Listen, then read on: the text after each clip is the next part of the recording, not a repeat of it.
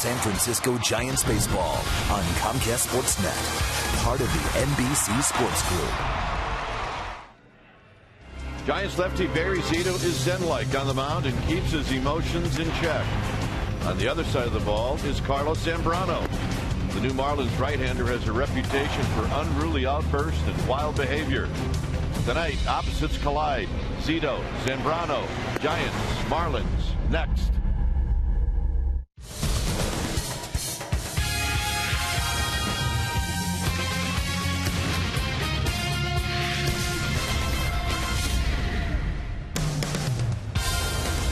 We've got another chilly night here at AT Park, but we've also got a packed house, and we've got baseball, game 2 of this 3-game series, Marlins and Giants. Again, everybody, I'm Dwayne Kuiper. Alongside me is Mike Krukow. The one thing that we've come to expect in this park is good pitching. And tonight, well, we can say it again. There should be some good pitching. This is kind of an amazing matchup when you consider the similarities between Carlos Zambrano and Barry Zito. I mean, both guys have been aces before in their career. They've been all-star pitchers. Yep. They've had great careers, and they have kind of fallen on hard times. Both guys pitching out of the 5-hole slot in the rotation. Zambrano 5-1 against the Giants' lifetime. Zito 5-1 against the Marlins' lifetime. Oh, and by the way, their last name starts with Z. Freakishly eerie, like unbelievably uncommon. Both can hit the long ball. Well, no. Zambrano can hit the long ball, but other than that, very close. When we come back, Amy G is going to talk about what Mike's talking about. The letter Z. She'll do that right after this.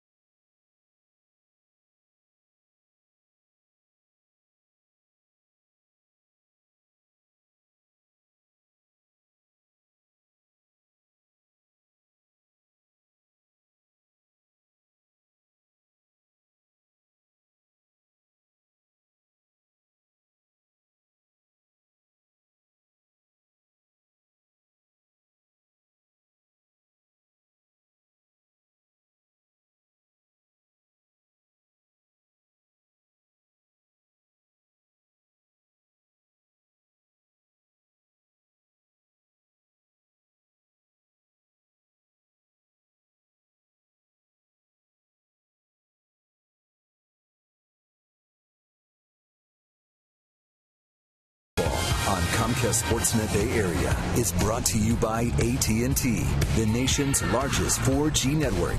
AT&T, rethink possible. And by Toyota. Check out the great deals at your local Toyota dealer today. Your San Francisco Giants are looking for a bounce-back win this evening after a frustrating 2-1 loss last night against the Miami Marlins. Game 2 of this 3-game series set to begin shortly. And welcome back to AT&T Park. I'm Amy Gutierrez, and it will be Barry Zito on the hill for the Giants this evening. He's going to square off against the Marlins' Carlos Zambrano. It'll be a battle of the Z's, and it marks the 5th time in Major League Baseball history that a matchup of Z names has occurred. It is our forward right choice this evening.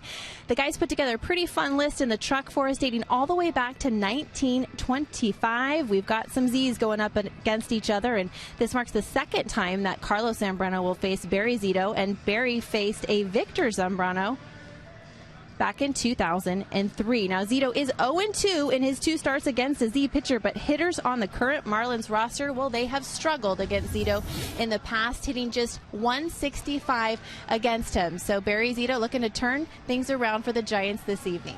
Kruk and Kipe will be back with lineups and first pitch shortly, but after the break, we're going to check in with our Comcast Sportsnet studio for an update. Stay with us.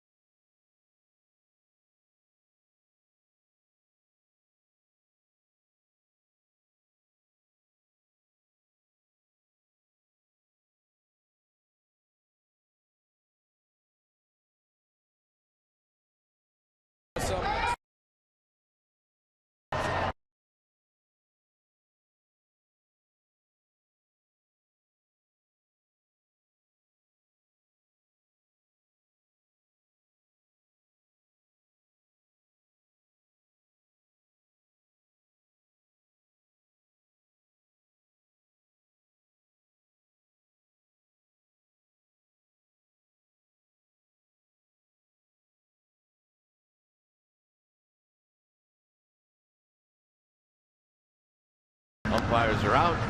Giants and Marlins. Game time weather is brought to you by the Santa Cruz Beach Boardwalk. The admission-free boardwalk is open this weekend. It is a cool night, 52 degrees. We got it's a pretty breezy night. Winds at 12 miles per hour. Humidity at 71%. It is partly cloudy.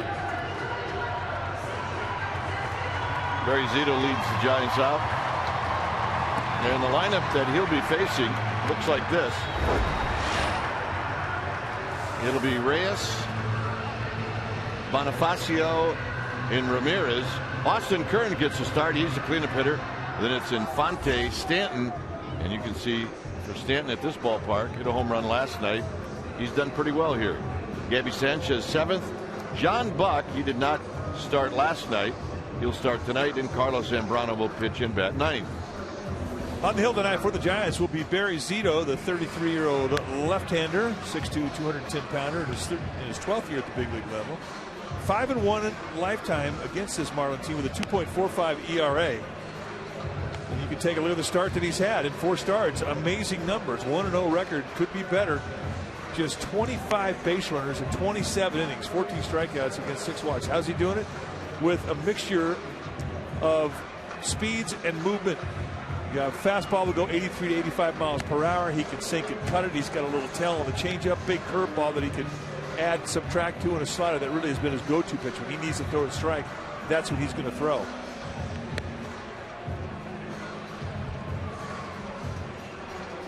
See Reyes getting ready. Lots of speed on top of this Miami Marlins lineup.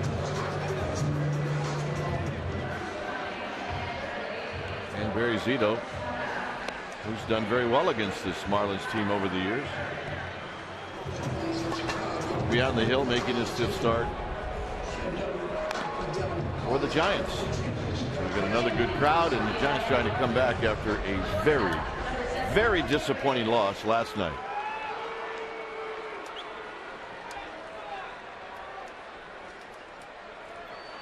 We were talking, Mike, with Bruce Bochy before the game. I think a lot of the players had gotten over it, but the manager hadn't. No, he was taking that one hard, and you don't blame him, because I mean, if you have all the right people up at the right time, bases loaded down by one out, you're thinking that's a game you should win at home. At least that's how he's seeing it. 1st and 3rd, nobody out. Here's the first pitch of the ball game, and Reyes shows bunt, and he takes a strike. So we get underway right on time.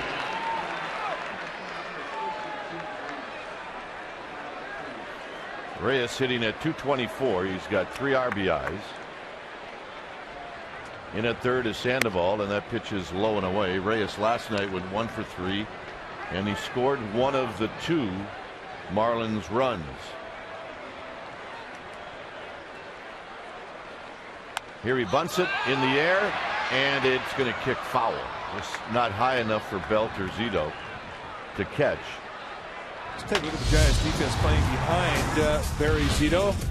Cabrera, Pagan, Blanco. That is a fast outfield with lots of range. Crawford, Sandoval will patrol the left side of the infield. Arias and Bell on the right side. And Hector Sanchez will be in the squad putting down the signs. 1-2 to Jose Reyes.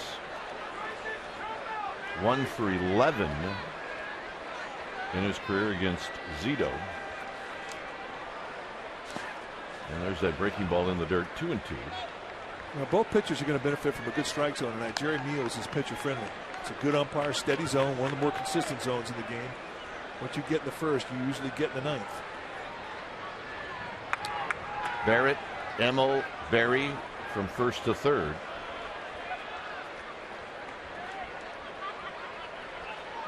And the 2-2 offering to Reyes is hit to left field. Melky Cabrera comes in, and that's how this game gets started, with a fly ball to left. And that's been what Zito has done so consistently. Just get the hitters off balance. You had Reyes reach, nice lazy fly ball, and that's what you want. You're not pitching for strikeouts, you're pitching to contact. But you as a pitcher feel you can determine how hard they hit it. And that has been what Zito has been so effective with since the start of the season.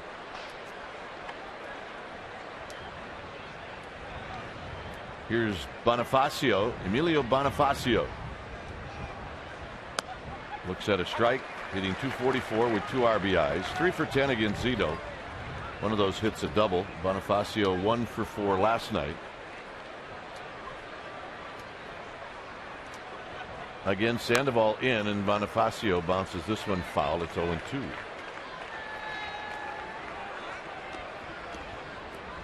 can see in 2000 runners per 9 innings.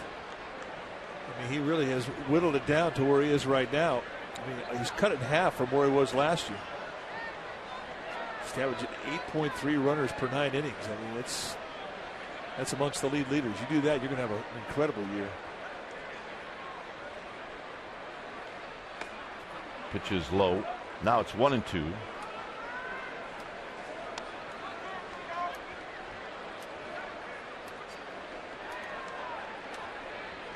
On deck is Hanley Ramirez.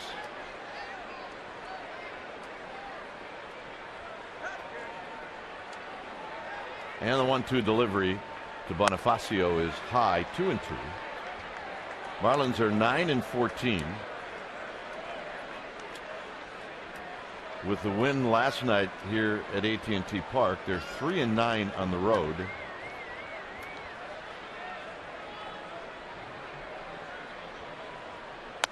Three and 2 to Bonifacio, and sometimes you look at the last 10 games a team has played, it can give you an idea how they're playing. They're 2-10 in their last 10 games.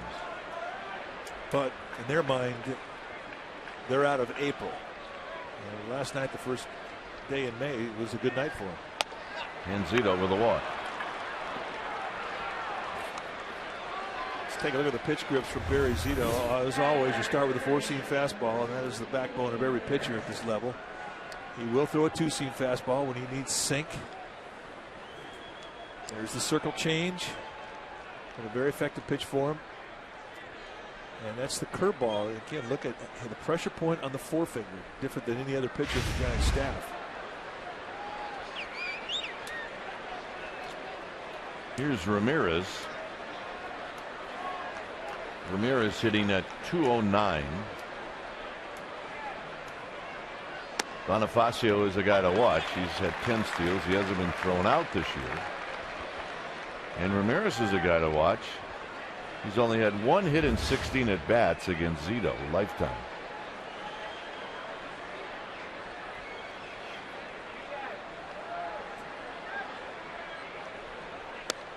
And that just misses the outside corner to even the count. One thing about his abbreviated motion out of the stretch, it's very quick. And that last time to home was 1.14. The average is 1.25. So he will definitely give Hector Sanchez a chance to throw out the speedy Bonifacio.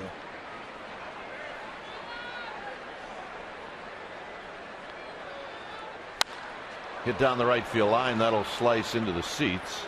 It's 1-2. We have a winner. Who brought his glove? Yep. Yeah. He brought the glove. She'll end up with the souvenir. Oh, yeah. Just a matter of when.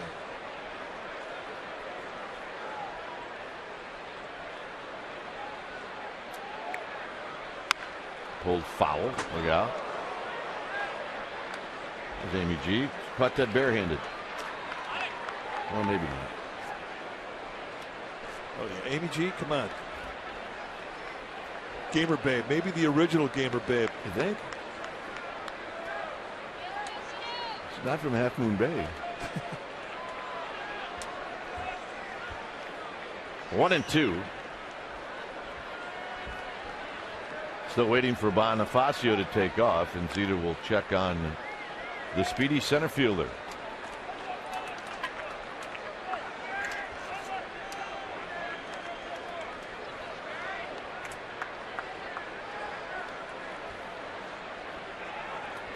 Ten steals, all second base steals. And that time Bonifacio leaning just a little bit. Fans still filing into the ballpark as we look around the park and see all the sections have people in them. It would lead you to believe that this is a sellout. Not close. 2-2.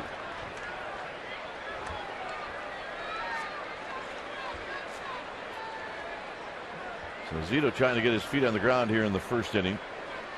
He got Reyes on a fly ball, and then he walked Bonifacio on a 3-2 pitch.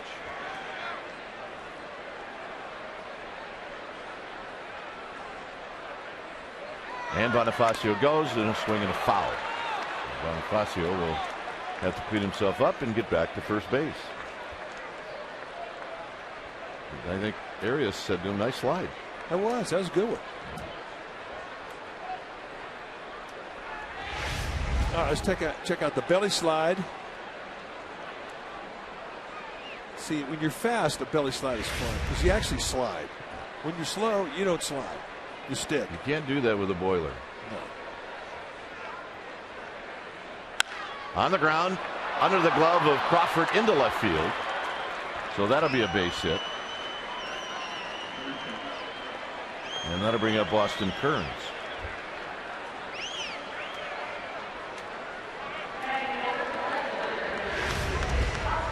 Ball hit sharply to the right, just under the backhanded attempt from Brandon Crawford. Take a look at our Exmo, brought to you by your local Toyota dealer, as to how close he was to get that ball. Was hit hard. He catches that ball, they got a chance for a pair. Here's Kearns. Giants did not see Austin Kearns last night, but he is in the lineup instead of Logan Morrison.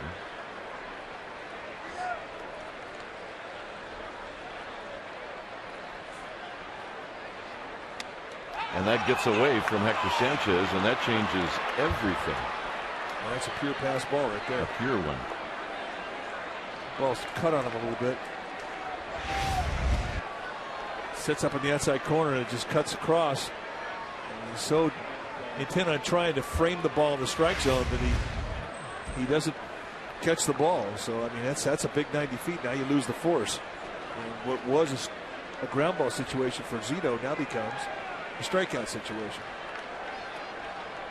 Plus you have to adjust your infield. I mean that changes everything.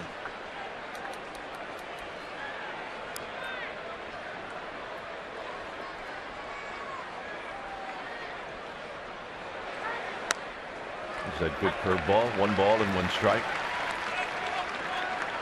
Well, that's the first one that he's had the good feel for. And it's a good sign. It's likely Kearns is going to see another one at some point.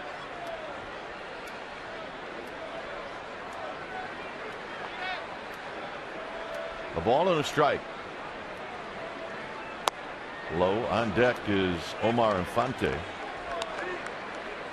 It's already a 21 pitch first inning for Zito.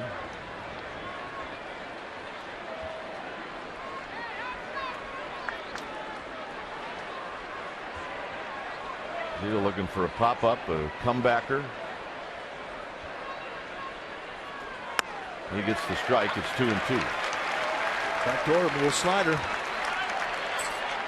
Now he has a chance to go big with that curveball and try and bounce it here with a 2-2 count. The pressure here is on Hector Sanchez, because if you are going for the strikeout, you want to go below the zone. It's a ball that catcher's going to have to break and block.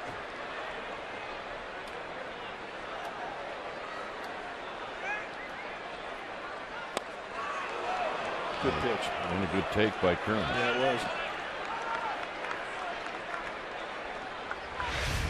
And this is that breaking ball. I mean, it doesn't bounce it, but it's right there at the base of the... That's a tough one to take, but Kearns did it, and now it's 3-2, and Zito does have a base to work with. Yeah, he does not have to give it to him. You're right. Good point. And the walk. Another good pitch, so he takes advantage of that open base. And there's some grumbling around the stands for the walk, but I think that's exactly what Zito and the Giants, they didn't care if they walked him. I think he pitched it perfectly. So now you got Infante. You got a chance for a double play. Infante last night went 0 for 4. He's a good hitter. He's hitting .303 with 5 home runs, 7 RBIs.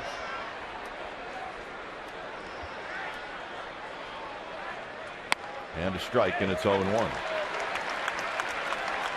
I think, too, about Zito's breaking pitches, that they are his ground ball pitches. And now that he's been so consistent with that changeup and he's able to get that thing down around the knee, it's got a little movement that runs away from right-handed hitter. He'll get ground balls with that pitch as well. Get out to right field. Could be trouble, and it's just foul. And for whatever reason, Infante didn't run at first. Maybe he didn't pick up the baseball. But that was maybe foul by a foot. Definitely too close to stand there. Remember, balls down the right field line, they will come back to the field because of the wind that pushes across the field from the right field line on out to the left field wall.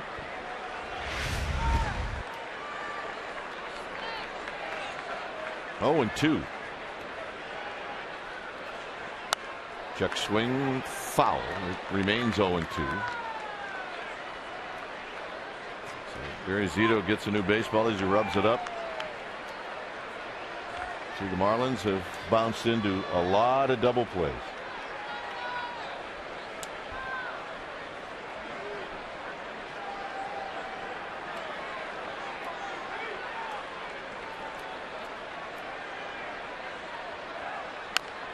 Fouled again.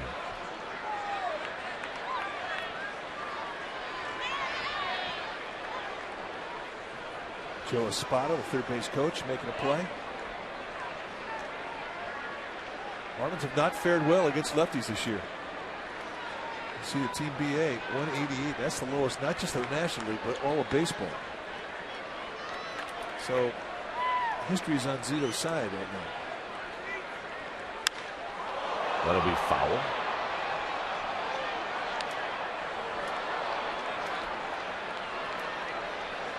Zito tried to get in on Omar Infante, and Infante got way out in front.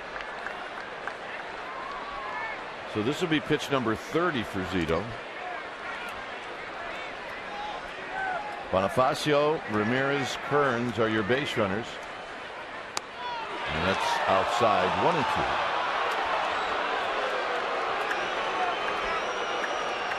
A lot of people thought that pitch was close. I don't think it was close at all. Well, the ones who were groaning were on the side. The ones behind home plate weren't groaning.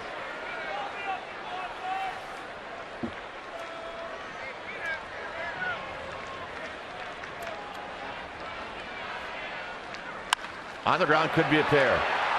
Crawford, Arias, Belt, not in time. So Zito very well should have been out of the inning with the double play ball. And coming in to score is Bonifacio, and it's 1-0 Marlins. Now a ground ball at the crack of the bat, you're thinking that's good to go, and it bobbles around, and just that little bit of rattle in the glove of Crawford allows Infante to run out the back window. I mean, he's pretty lucky that he stopped the ball because he pulled up too soon. That just did catch the web of the glove right on the tip. So here's Stanton. Stanton hitting .247, 2 home runs, 10 RBIs, and he takes a strike. And this is a guy. I mean, it is the obvious thing to say, but you've got to be careful with this guy. Strong. Lots and lots of power. Up the middle, off of Zito, and Crawford will flip to Arias, and that'll end the inning. Marlins on the board.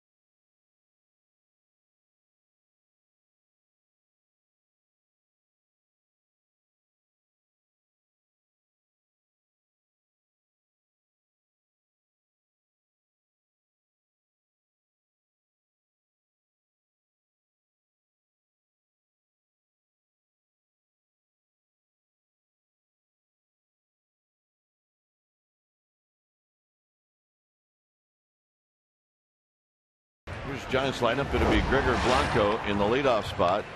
Followed Blanco is Angel Pagan, and Pagan with a 15-game hitting streak. That is the longest in the big leagues. It'll be Cabrera, Sandoval, and Hector Sanchez. Sanchez will hit 5th. Then Belt, Arias, Crawford. Hitting 9th is Barry Zito. On the hill tonight for the Miami Marlins will be the big fella, Carlos Zambrano, 6'4". Well, it used to be 275, more like 255.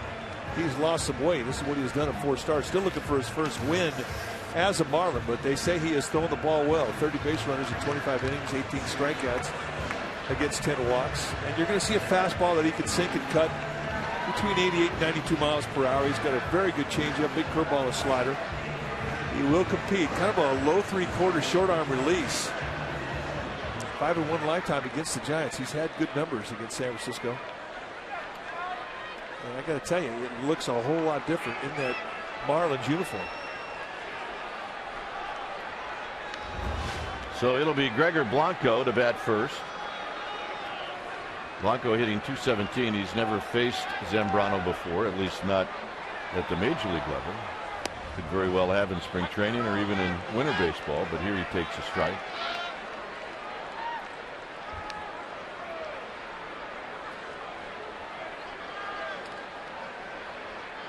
Hanley Ramirez in at third. And this is lifted out into left center field. A long run for Kearns. Kearns is going to get back, reach up, and make the catch. Let's take a look at the defense playing behind Zambrano tonight. Starting in the Miami outfield from left to right will be Kearns, joined by Bonifacio and Stent. Pretty good arms across the board. Reyes and Ramirez on the left side of the infield, and Fonte and Sanchez on the right side. And John Buck will be in the squad, putting down the signs.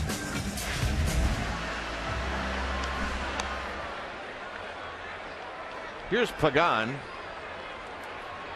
Pagan last night was 1 for 3. That extended his hitting streak. He also had a couple of good at bats. He lined out in 1 at bat with a runner at third and 2 outs. Taking all the way, and he takes a strike. He's 4 for 11 against Carlos Zambrano.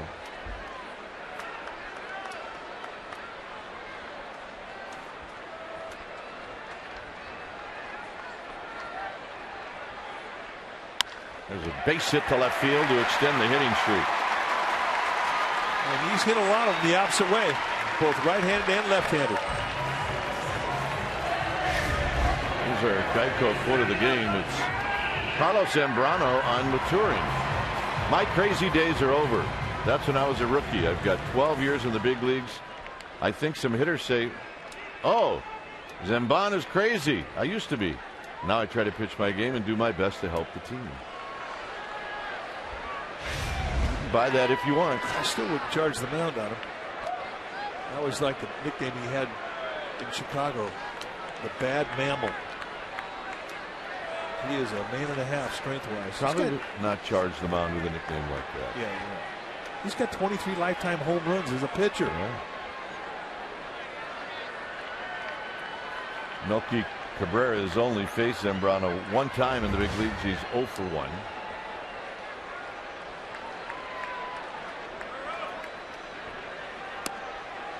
Wide, says Jerry Meals.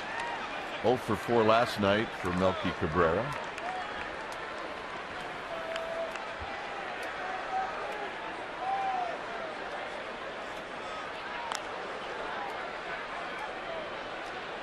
Sandoval leads this team in hits with 30, and Melky Cabrera is right behind him with 27.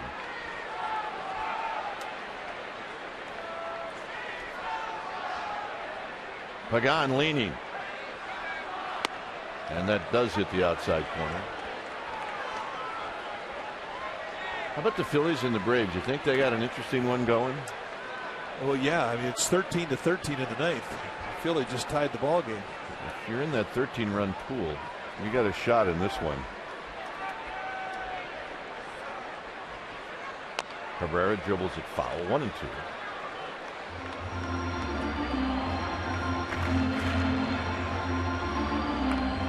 Both teams with 17 hits in that game. The game is being played in Atlanta. Oh, yeah, she's got her colors on. come to the yard, put your colors on, get your game face on. Have fun. On the ground and a base hit to right field, and Pregame is going to put on the brakes. Wisely so. And here's Sandoval. Time now for our AT U-verse replay. And we're going to take a look at the Panda, who last night was the offense. Giants get beat 2-1. Here is the one run they scored. They took a cut fastball from Ricky Nolasco and launched it. I mean, it got out of here in a hurry. And for Sandoval, it was home run number 5, RBI number 15 on the year, and that's our AT U-verse replay.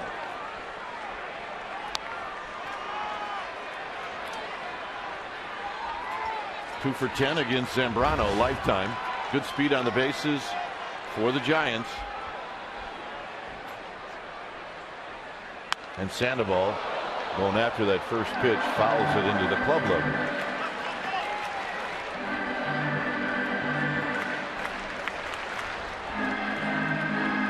Yep, the right guy got it. Well, maybe he didn't. They're still looking for it. I thought the kid got it. The right guy's going to get it. Okay, well, I'm happy with that. Zambrano looks to second, and it's low, and it's kicked around by John Buck. It's 1 ball and 1 strike.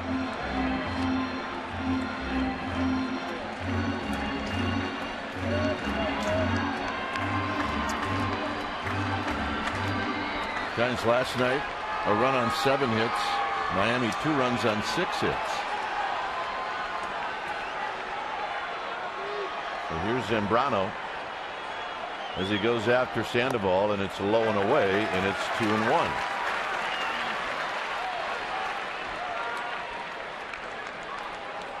I'd be surprised if he gives up that base. He's got an open sack, but you know, it's the first inning.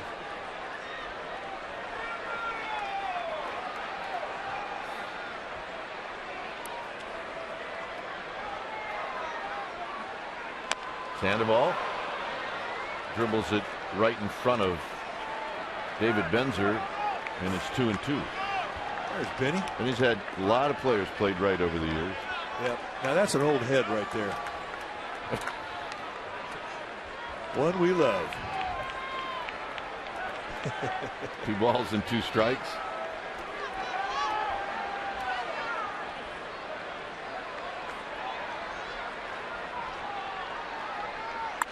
Sandoval down the left field line. It's a long run for Kearns, and Kearns will make the running catch. Pagan's going to tag, and he'll go to third, and Cabrera to second.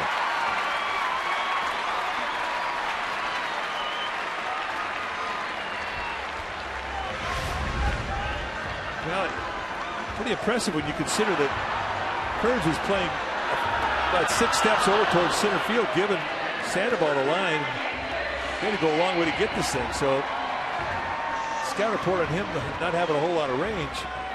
He may have to rewrite a little bit. It's a pretty nice catch. Here's really is. Hector Cruz. Or check that Hector Sanchez. Sanchez hitting .278, a home run, 7 RBIs. Giants now have 2 runners in scoring position. And a look out into that Marlins dugout. That is a massive, ugly finder. Yeah, that might have hit 4 people.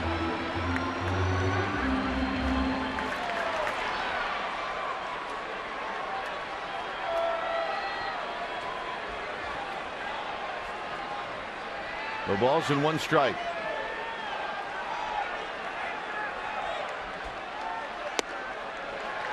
Evens the count. 1 ball and 1 strike. Got him to swing at that slider first pitch. He brought it way back towards the back foot to see if he'd go after it again.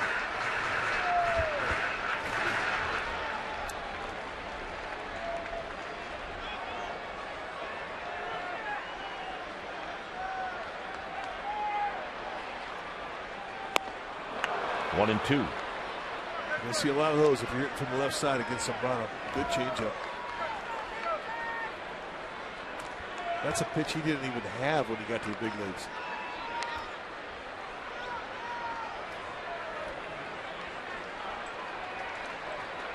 One ball and 2 strikes.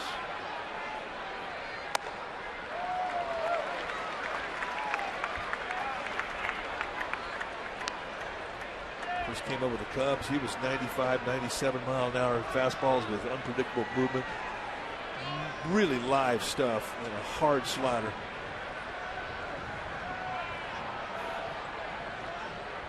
Got him. And you knew he was going to come back with it after the high fastball. And that'll end the inning. 1-0 Marlins.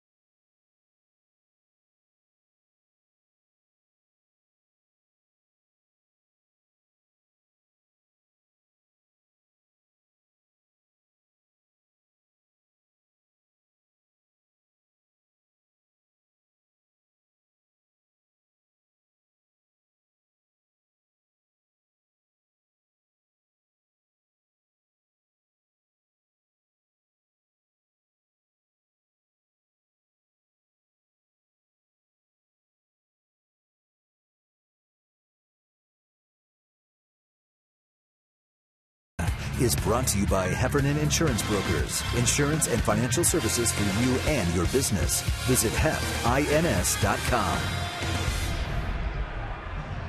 1-0 Miami. Joe and Jennifer Montana are here, so that usually means that it's a big game. Good shot. You know, when they nicknamed him Joe Cool, I think that was probably appropriate. Well, and Joe Cool would have the best seats in the house. Yeah. Here's Gabby Sanchez, who takes low, 1 ball and no strikes. I love it when the Montanas come to the yard. Sanchez hitting 197 with a home run, 8 driven in. 2 balls and no strikes. And those are their seats. Watching John Buck get loose. I think he's earned that right in San Francisco to get the best seats wherever he goes.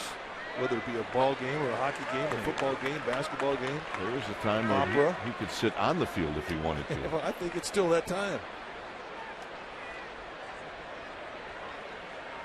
2-1 pitch coming up to Gabby Sanchez is low and in on the appeal. No swing, and it's 3-1.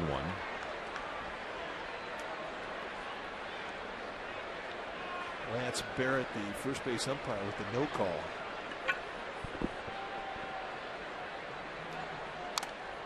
And that's fouled. It's now 3-2.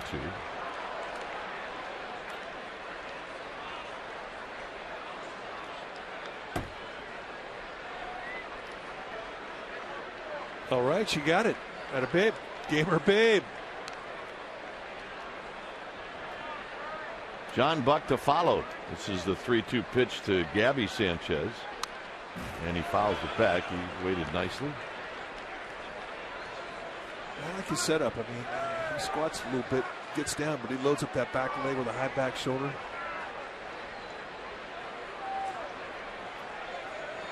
He is a strong-legged hitter. See that knee bend in, weight on the inside part of his back foot.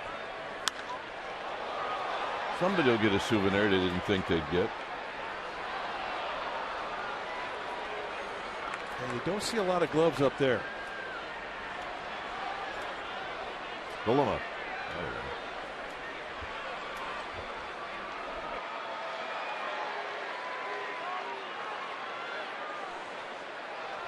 And the 3-2 pitch is high, ball 4. All right, thanks for saving us, Amy. All right, Dwayne. Well, a lot of focus has been placed upon the Giants and their recent struggles with situational hitting. I spent some time with the Giants hitting instructor Bam Bam Merlins today, who said that they simulate game situations every single day. But once it comes game time, it's between the batter and the pitcher, and the batter is the only one who can ask, how is this pitcher going to throw to me? Bam Bam said that's when the younger players struggle a bit because they don't have experience to draw upon. Bam Bam preps them with a lot of numbers and a lot of reminding to do what you do well in the box, process, execute, and don't try and do too much. Gentlemen? Pitch is high to Buck. Thanks, Amy. And all of that is easier said than done. Right. Sanchez says, all right, Z, what's going on? Well, you know, at times if you think that a ball 4 should have been a strike, your mind's still on that pitch when you throw the next one. And I think that may be what Sanchez went out there to say. Hey, the walk's over with. Let's figure out this guy. A little unique, and then it's a rookie telling a guy who's in his 11th year at the big league level. And we all need reminders. Well, he gets the call on that bell tie strike.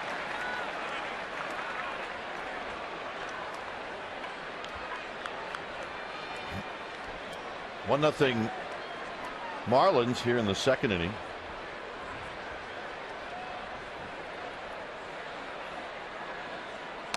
Flaps that in for a strike. 1-2. He had a couple of walk-offs today. Jason Giambi knocked one out against the Dodgers at Coors Field this afternoon. And Ian Desmond for the Nationals beat Arizona with a walk-off.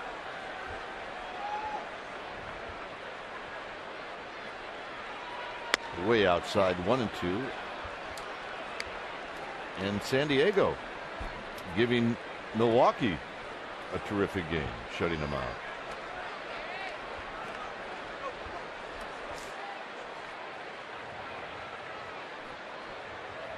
Two and two to John Buck. Lined Pagan. Pagan will stand right there and catch it.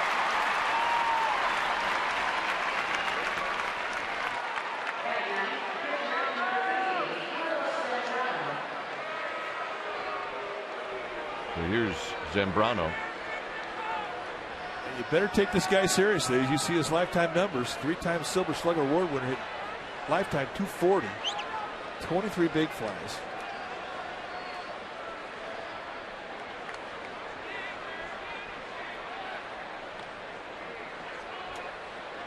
Jeff Suppan, 5 shutout innings as he started for Milwaukee.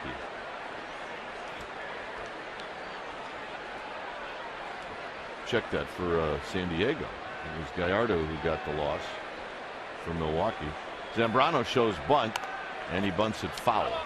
I always thought that Zambrano was one of those guys who definitely bunt 2 foul on purpose so he has one chance to swing the bat. The old Donnie Robinson trick. Yeah. One of your all-time favorites. He could hit. I thought when they put the bunt sign on with him hitting, that's a waste of a bunt sign. You didn't like him because he could hit. You liked him because he made you laugh. He made me laugh. The caveman made everybody laugh. Hitting was a bonus. This bunt is a good one. And Zito will pick it up. Arias covering.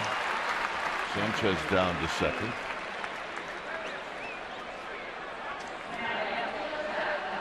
Well, the series continues with Game 3 tomorrow right here at AT Park. It's going to be midweek baseball. That's right, a finale at 12:45. Day baseball in the city. Tickets are going for as low as $8. So go to sfgiants.com and get on out here because tomorrow is going to be a good game. Ryan Vogelsong will be on the hill for the Giants. And he's always fun to watch.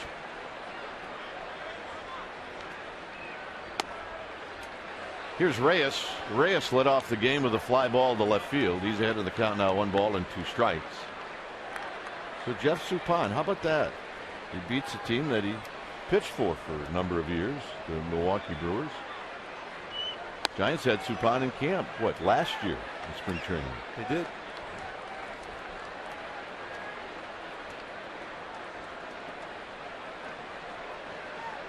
Yeah, Suppan, they're telling us in the truck, he's 13-2 lifetime against the Brewers.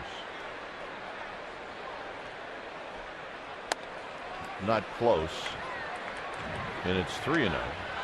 So Zito's a little out of whack tonight. Well, that's 51 pitches here with 2 outs in the second inning, and that'll definitely tell you he's out of whack. I mean, he's got 3 base on balls already, and he's 1 more pitch away from the 4th.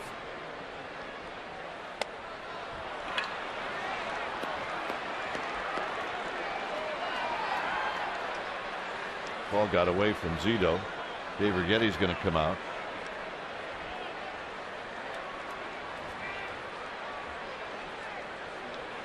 Well, I mean, just to give him a bit of a breather here. Throw a lot of pitches. 2 long innings in a row. And if there's one guy that knows Zito, you're looking at him, Dave Righetti.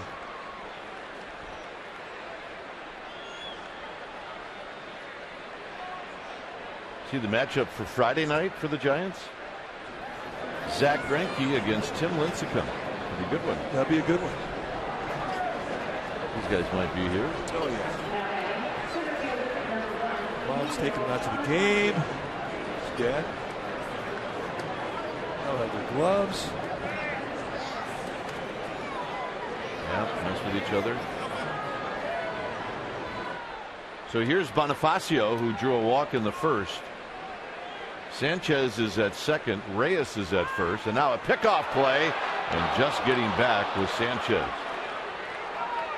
One thing we've seen from Joaquin Arias, I mean, he likes putting those pickoff plays on. He's not afraid to do it. Second base shortstop, he does not care. Wheel and fire. Could have been a little lower, they may have had a chance.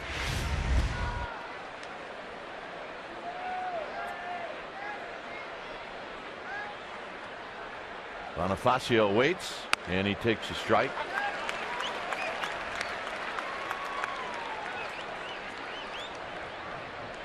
Average against lefties by season. And usually he's pretty solid. This year he's got off to a very slow start, but that usually is a strong point of his career. I know he sees him well.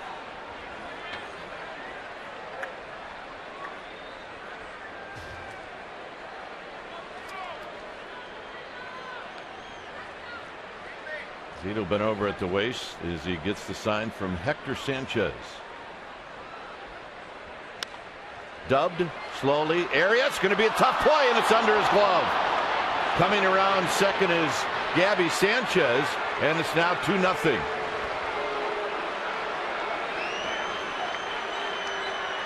Well, that ball had some spin on it, and he had to kind of run around the base runner to get to the ball. But watch the route to the ball. He's going the back. Now he's got to come back, and the ball takes a weird bounce. Unbelievable. It had some spin on it, and it's still a play that should have been made, and it's an error on Arias. Watch how, you're right, it hits the mound, and then it gets some spin, and Arias just could not adjust to the spin of the ball. And now you got Hanley Ramirez with a run in. And he hooks this one foul.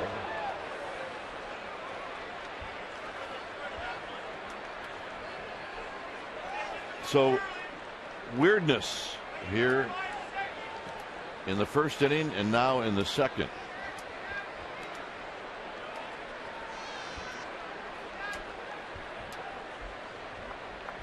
You know, you're pitching against a guy right here who can really hurt you. Sharply singled in the first inning as he takes this breaking ball. 1 ball and 1 strike.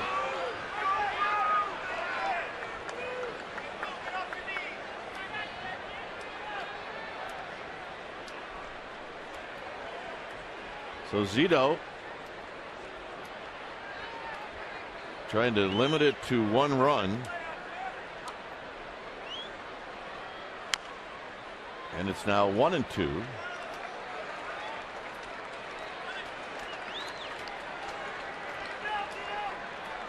Four walks, a botched double play ball, and an error.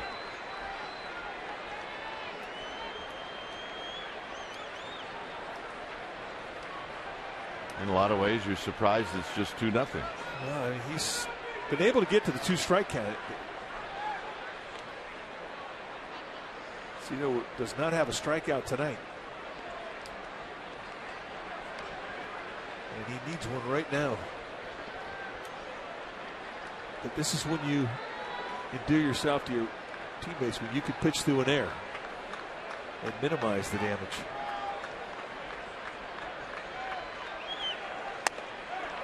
2-2 on high fastball.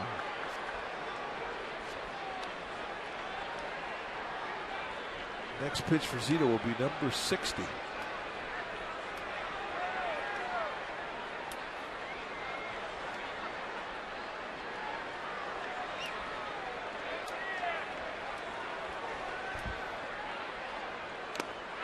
Got him.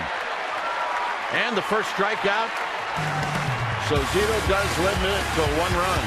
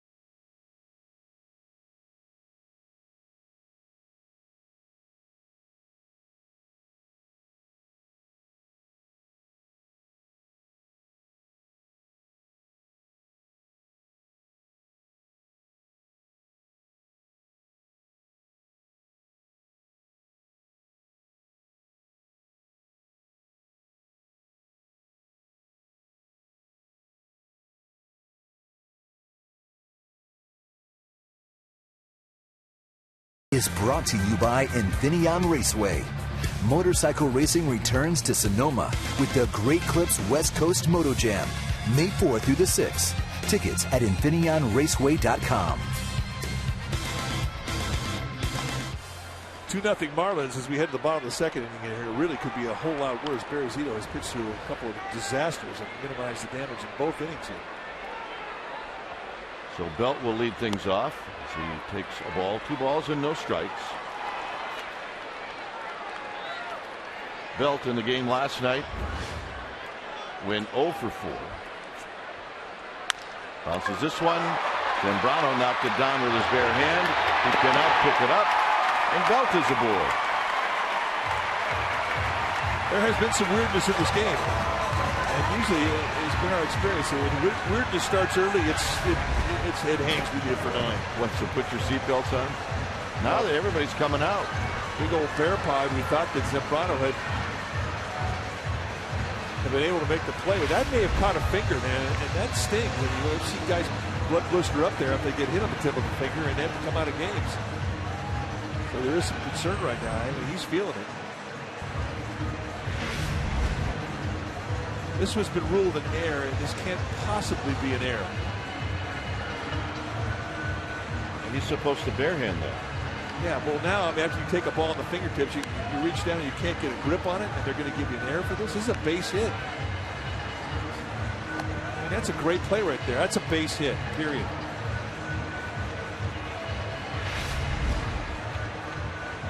Well, Zambrano has convinced everybody that he's okay.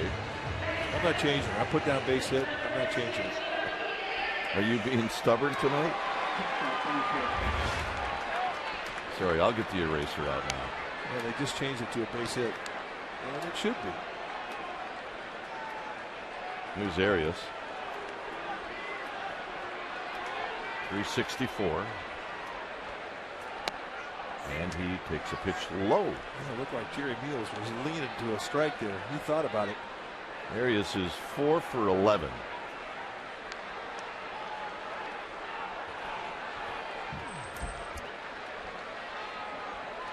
Belt with his lead. Chopper.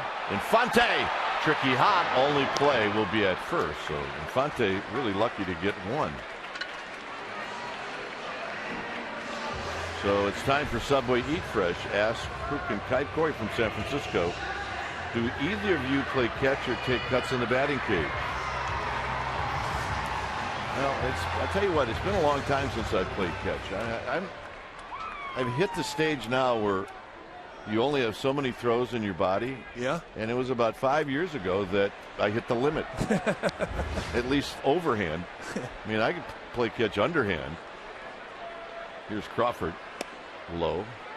Well, I still play catch, but the days of taking cuts in the cage are over. Probably haven't taken cuts in a cage for 10 years. Yeah, every cut you take in the cage is like one bucket of balls you can't hit. So I'd rather hit the bucket of balls.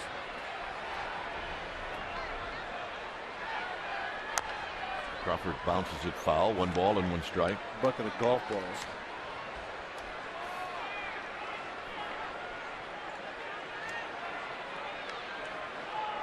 Zito is on deck, so it might be wise for Crawford to knock this run in.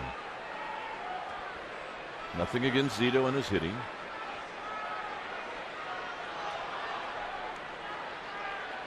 Up the middle. Slowed down by Reyes, and everybody's going to be safe, and that's Reyes' job. Keep that ball from getting into the outfield. That's a good play, and for that very reason. If it gets in the outfield, it's a run. And he is a shortstop who's got exceptional range. And he knows the deal. He takes a look everywhere. There's no throw, but he did his job to stop it from going to the outfield. Beautiful play. And he sweet spots that right in his glove.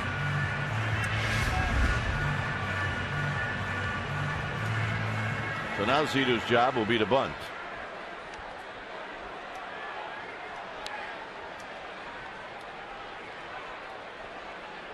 Crawford at first, Belt at third, and there's Zito's bunt, and it's a good bunt.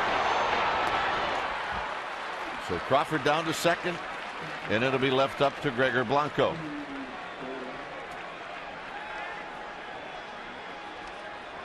Excellent bunt. Definitely feeds the rhythm of the inning.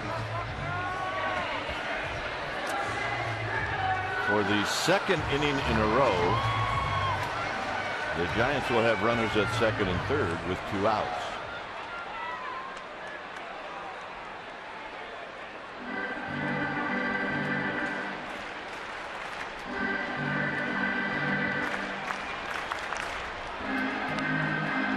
Blanco hit the ball well to left field, but Kearns tracked it down in left center.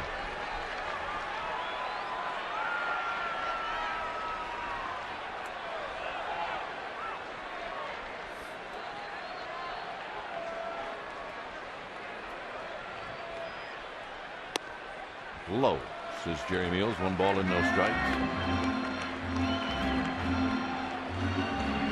After you've seen that changeup, one thing to be realized about Zambrano, he doesn't throw that thing for strikes often. He wants that lefty to flail at it. And most of the time when they go after it, it's out of the strike zone low.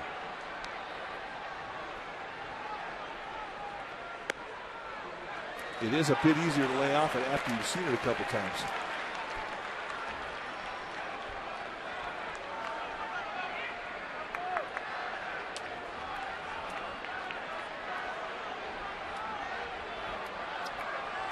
Two and 0.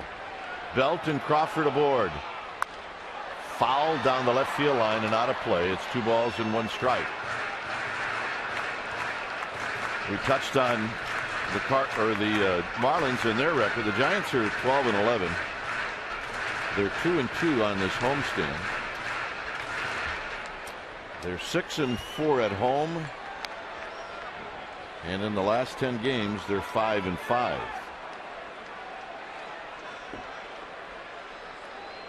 2-1 to Blanco. 3-1 to Blanco. Zambrano's got an open bag, and he's not going to give it to him. He's using it. And he's throwing some pretty good teasers up there. Not one of those have been easy takes.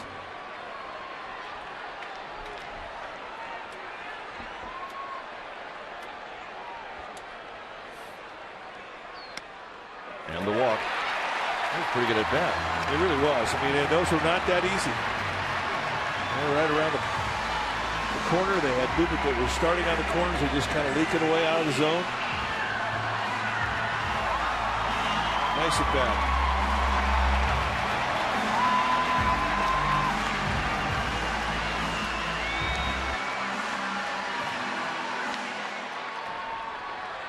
Pagan singled in the first inning to extend his hitting streak.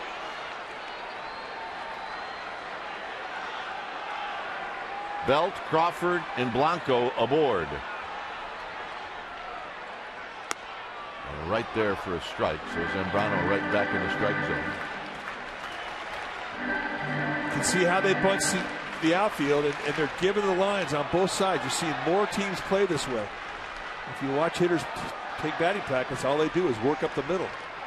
And they're now starting to lead those corner outfielders in towards center field to take away the gaps. And they do this a lot, especially with switch hitters like Pagan. I mean, that's the part of the field they work. So why not defend against it? Makes too much sense. Bang, bang, nothing in 2. Now, 2 different fastballs. One a four-seamer on the outside corner. Here he goes front door sink, and he nails the inside corner. So 2 perfect fastballs. See Buck's target and the movement coming back into the strike zone. He loves hitting with the bases loaded.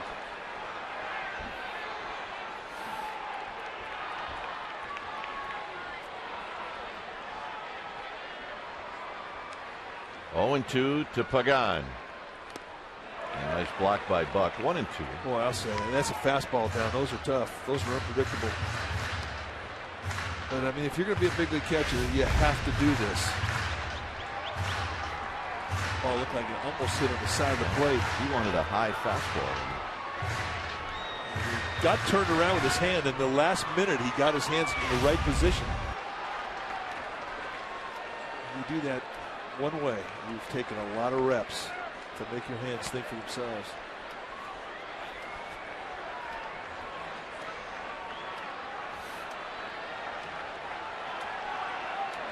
So 1-2 to Pagan. Grounder up the middle. And that'll end the inning. Giants leave them loaded. They've left 5 in the game. It's 2-0 Miami.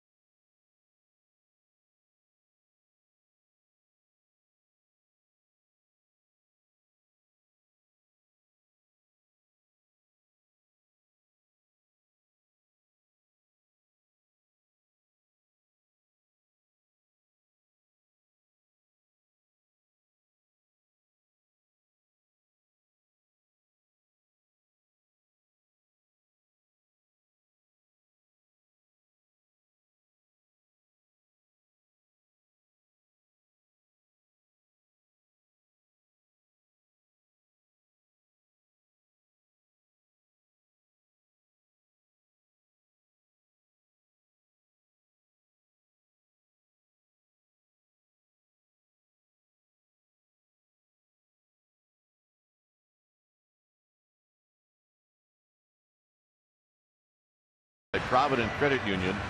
Ronnie Cato from Mountain High School in Hayward. To vote for Ronnie Cato, text teacher A to 82653 or vote online at csnbayarea.com/all-star-teacher 2012. Ronnie Cato, Mount Eden High School in Hayward. Yep. Having fun at the yard. Kearns at the plate. He drew a walk in the first inning. Zito flips in a strike. 1 ball and 1 strike. Well, Zito has pitched through some big-time problems in the first and the second, but he has caused some of those problems with the 4 walks. Yes, he has. 1 maybe to Kearns. He didn't care if he walked him or not. The others, however, have hurt. I mean, Marlins have scored twice. Both times the runners that scored reached on a walk.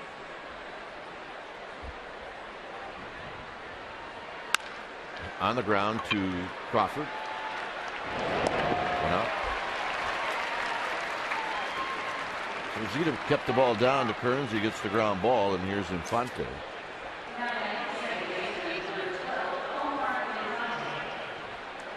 Chipper Jones has just hit a walk-off against the Phillies, a 2-run home run in the 11th.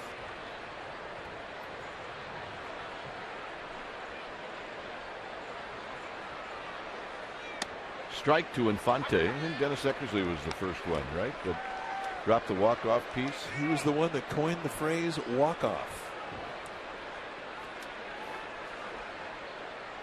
Describes it all. This is popped up and maybe playable for Belt. And Belt stays with it. It looked a little bit like a baby giraffe on that pop-up. Awkward.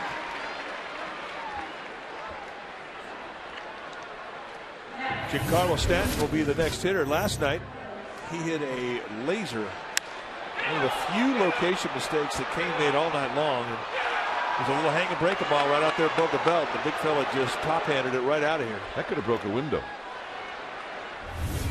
He will do a few of that before his career's over. Here he bounced out in the first inning.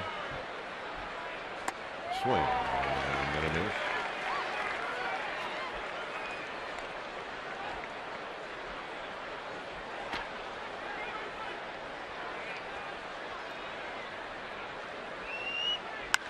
Hammers it to left.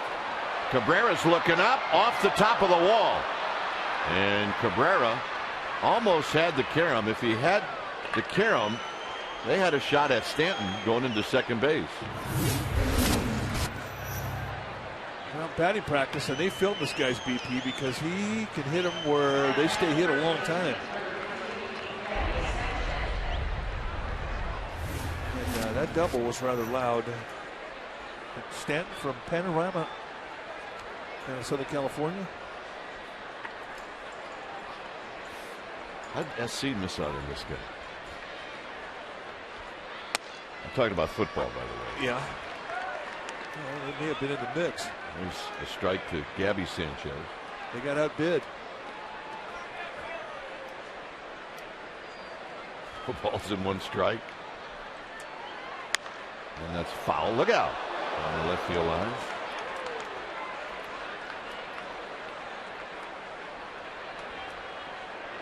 Lots of food down that left field line, and there's the guy that ended up with it.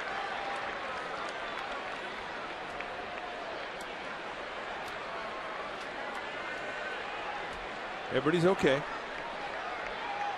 Gloveless. 0-2 to Gabby Sanchez. Way outside, 1-2. That kind of scored it out.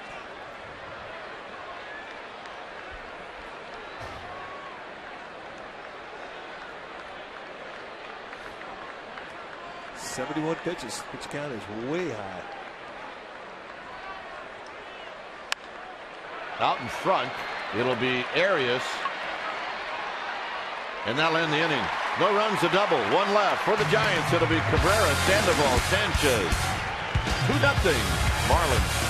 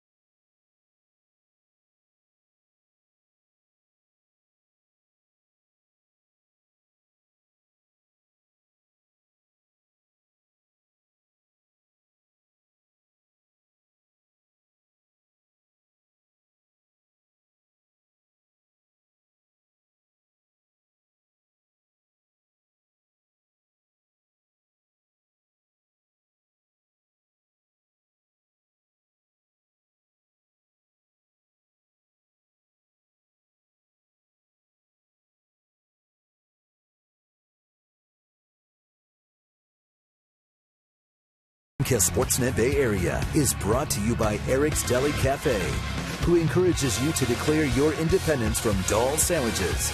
Sandwiches and more with character. 2-0 Miami.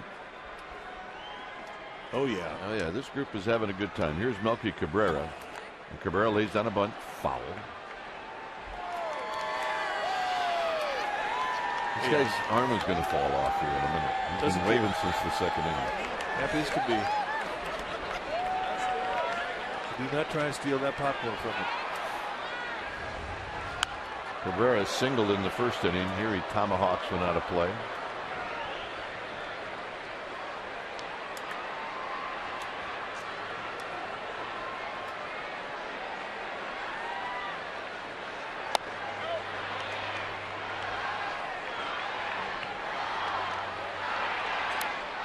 A delayed request. Scott Berry, the third base umpire, said no swing.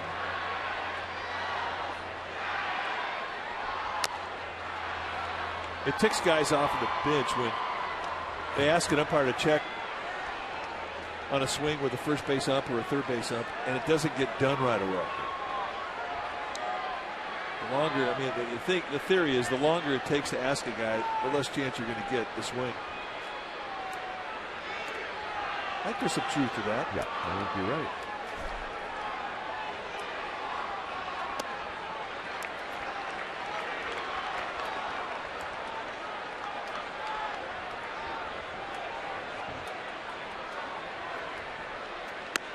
Got him.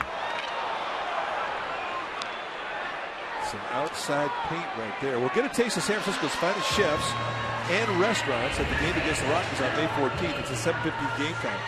We are partnered with San Francisco's premier food festivals, SF Chefs. Your special ticket package will include access to the SF Chefs event, a tasting passport good for delicious bites from participating chefs. So you want tickets? Call 415-972-2298 or visit sfgiants.com/special events. Sandoval hit a fly ball down the left field line. Foul that Kearns tracked down. He's at the plate with one out and nobody on. 2-0 Marlins. 2-0. After Sanchez and then Brandon Belt. Banks had 2 hits in the first inning, 2 hits in the second inning.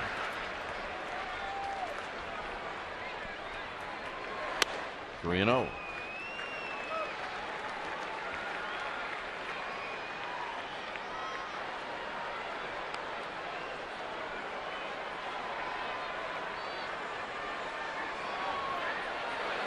And a 4-pitch walk. All right, let's check in with Amy G. Amy?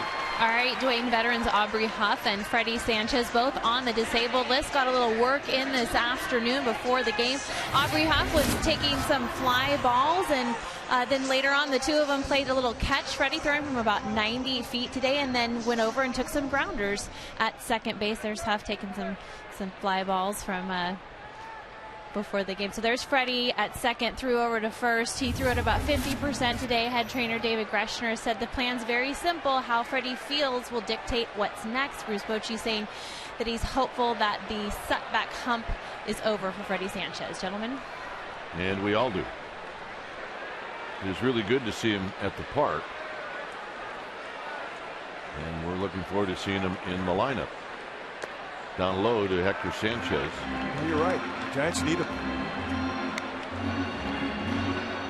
And we're hoping that he can get back to the comfort zone mentally and get back sooner than later.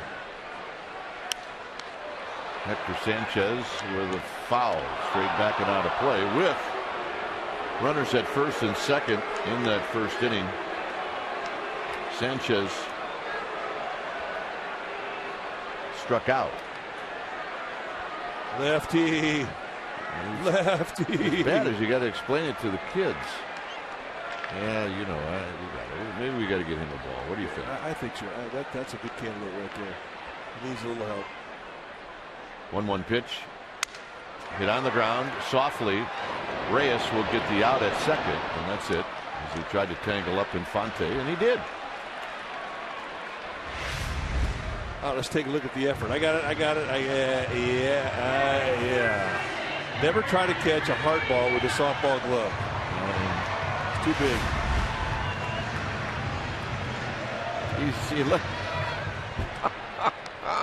This guy is not happy. Junior's giving him the business. Sorry, we'll take care of that. Yeah, we're going to give him a ball. You know, don't wait. We'll get another one. It's not a problem. It happens all the time. Here's Belt. Belt fouls it at the plate. Every fan gets 2 or 3 more chances in a game. Son.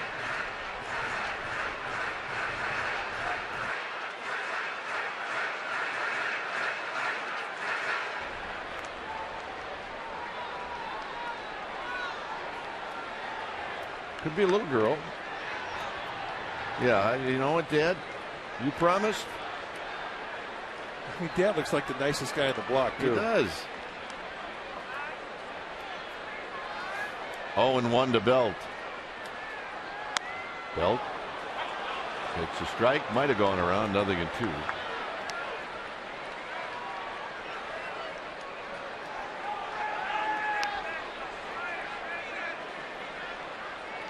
So now in trouble. Brandon Belt behind in the count. This is the gentleman and the little girl that ended up with the baseball. It's the old wide world of sports, the thrill of victory, the agony of defeat. Yeah, all in one foul ball. Yeah. One sad family, one happy family.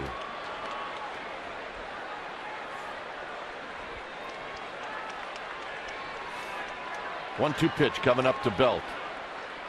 And Belt waves after the breaking ball, and that'll end the inning. Through 3 innings, 2-0 Miami.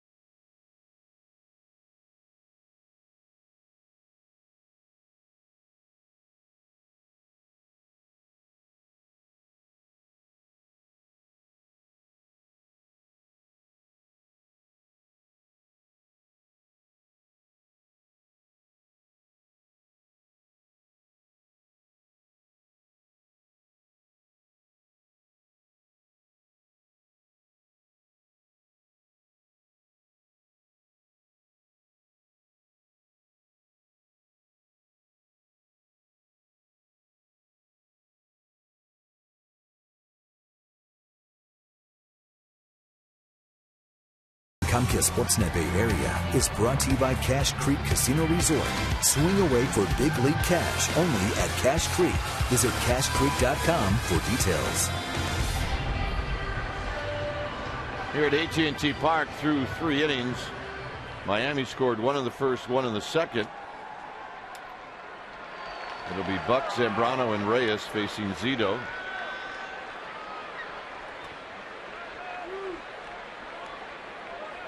Buck lined out to Angel Pagan in the second inning. And here he takes a breaking ball for a strike, and it's 0-1. Son, how many times have we seen him steal strike one with that pitch since the season has started?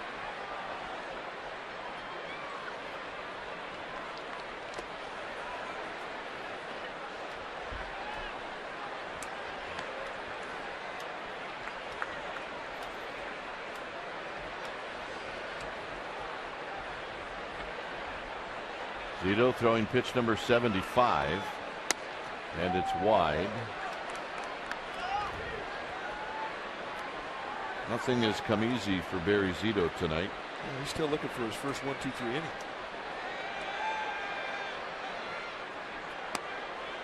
2-2. And that slider really has been his best pitch.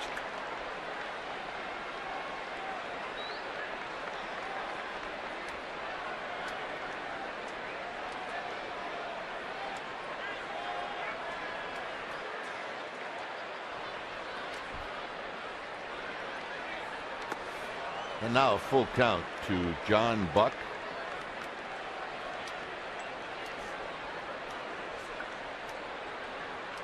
Most of Zito's starts, he was getting outs pretty quick to each hitters. Tonight, that has not been the case.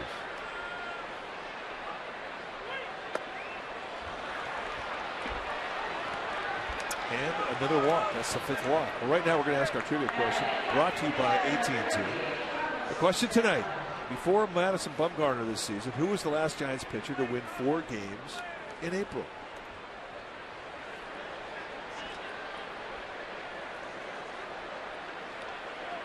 Zambrano with a sacrifice bunt in the 2nd. He'll be asked, we think, to do it again here in the 4th. Well, he's also an outstanding butcher boy executor. As that's rolled foul.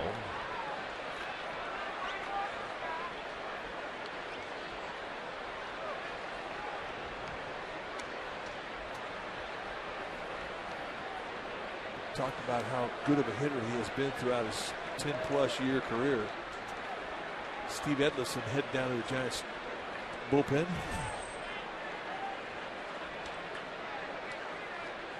Edlison was activated when Jeremy Affeldt went on the disabled list. And there's the butcher boy you're talking about. Arias flips to Crawford, flips to Belt, and that's a double play.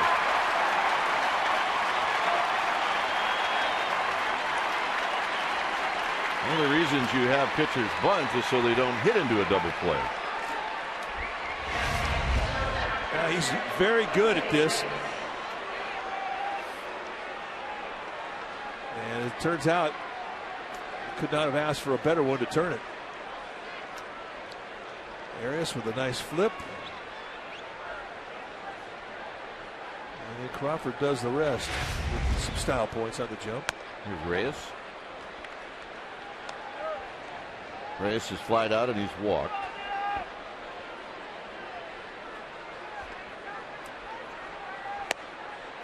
Two and 0. One more look. The leap. That's style points right there. I mean, that's why guys want to be shortstop. That's a big old catcher coming down on you too. A bit high. It's 3-0. And John Buck, the catcher for the Marlins, is not afraid of contact.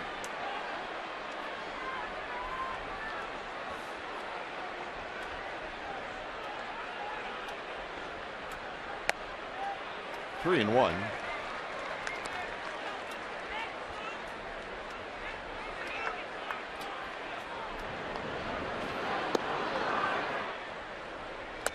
And the walk. 6 walks.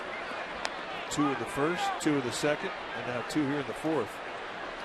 Now Zito and Sanchez are going to have to keep an eye on Reyes, who has the ability to steal a bag. Yeah, this is like a mandatory steal situation, I think. Your leadoff hitter comes up to hit with 2 outs and gets a walk. I mean, he's got to go. Reyes has stolen 5 on the year.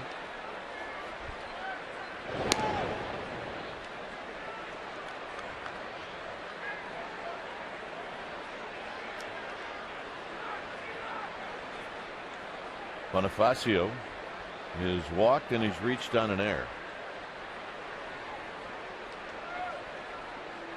Breaking ball strike, and it's 0-1.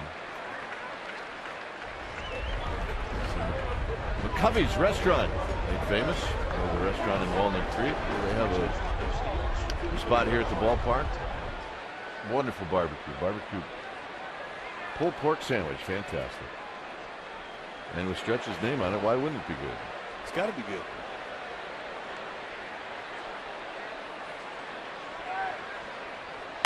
And a strike to Bonifacio. 0-2. He's given Reyes a couple pitches to go, and he hasn't gone. Both times, Zito came at him with breaking balls. Now, those are good pitches to steal on. A good time for a pitch out right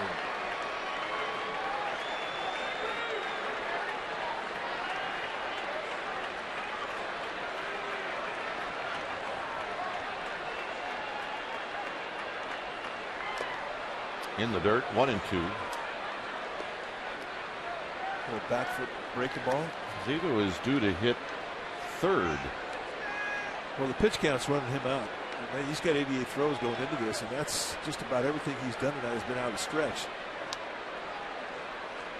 A lot of stress pitches.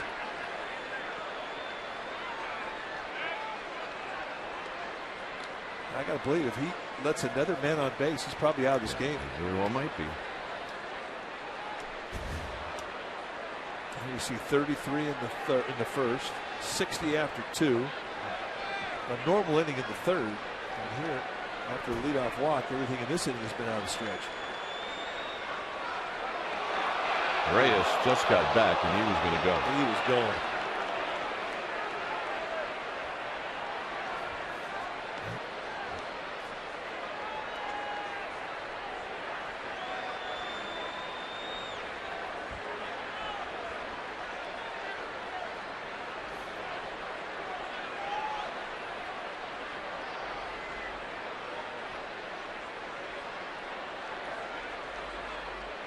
Outside, 2-2.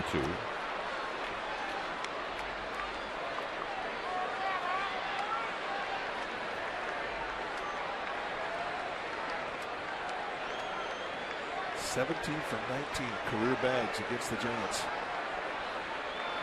So you got to believe he's got some confidence.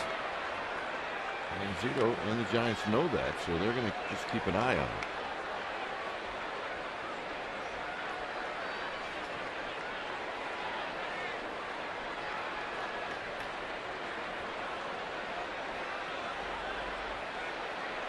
Two balls, two strikes.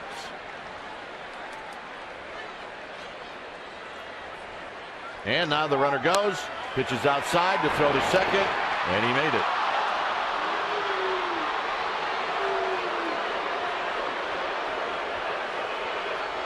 The sixth steal of the year.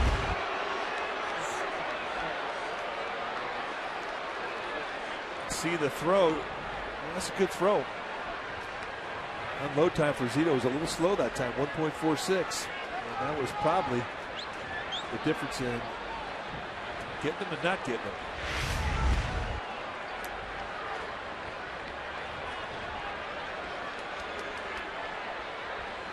Goes 3-2 to Bonifacio.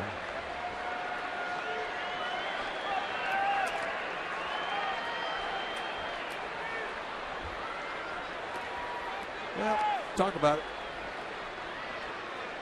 Make sure you know what you want to do and commit to it.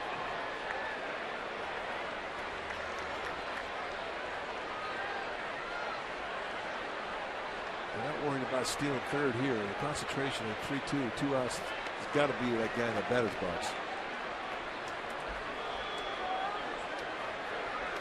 So here's Zito. And Bonifacio is going to take the walk. And that's it for Zito.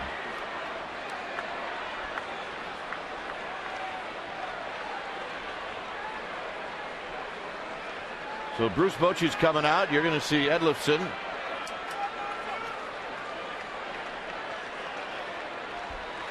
So Zito's going to depart when it's time for a change. Think Speedy oil change and tune-up. Your oil change, tune-up, and smog experts. We'll be back.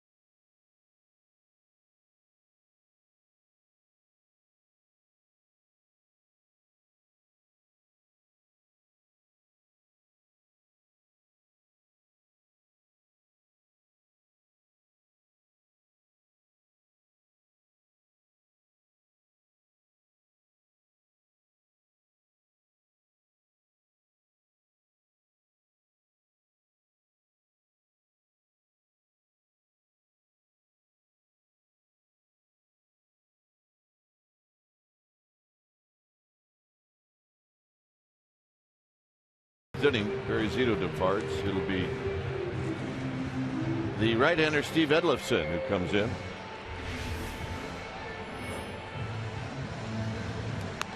You may remember Steve Edlifson.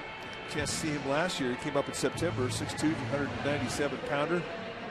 Edlifson, 26 years old, out of Bloomington, Minnesota. And he has got a very good sinker. A lot of sink, a lot of ground balls. And those are bleacher babes in training. Isabella, Michaela, Alexis. Well, girls, nice going. That's the sign of the night right there. Ramirez is 1 for 2. And he takes a pitch inside, 1 ball and no strike. 7 walks for Zito. That's the 7th time he's done that.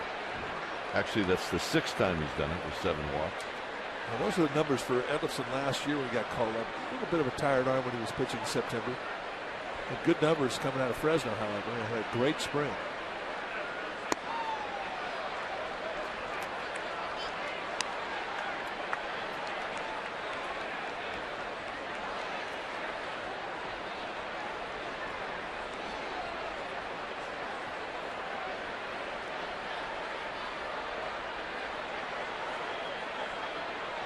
Got a little slider to change up to go with that fastball. And you see, you can heat it up there around 90. Inside corner. Reyes had second, Bonifacio at first. 3 walks in the inning. Buck walked to lead off the inning, but then Zambrano hit into a double play.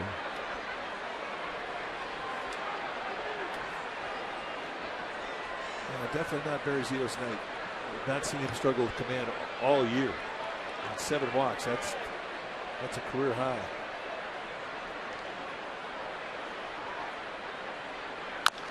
Chopped. This is going to be a tough play. Edlifson has it, sets and throws, and they got him. So no damage done with the 3 walks. Time for the Giants bats to do something.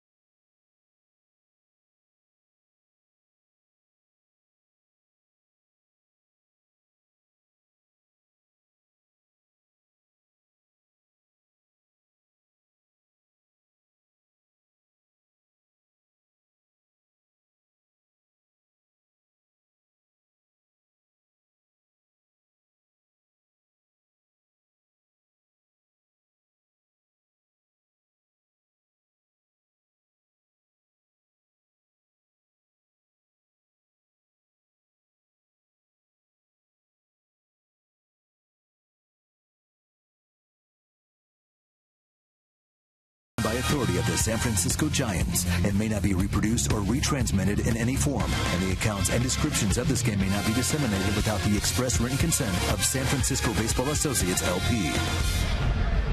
What do you say we ask and answer our trivia question? It's brought to you by AT&T. The question tonight: before Madison Bumgarner this season, who was the last Giants pitcher to win 4 games in April?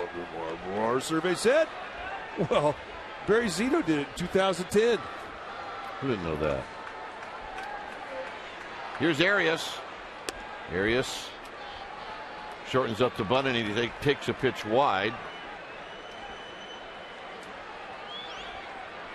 So Zito will watch the rest of this one. There's a strike. The Giants have stranded 6 in this game. The Marlins said, well, we can do better than that. They've stranded 7. What a weird game. It is a weird game. Arias down the right field line, foul. Arias bounced out to the second baseman, Infante, who did that in the second inning.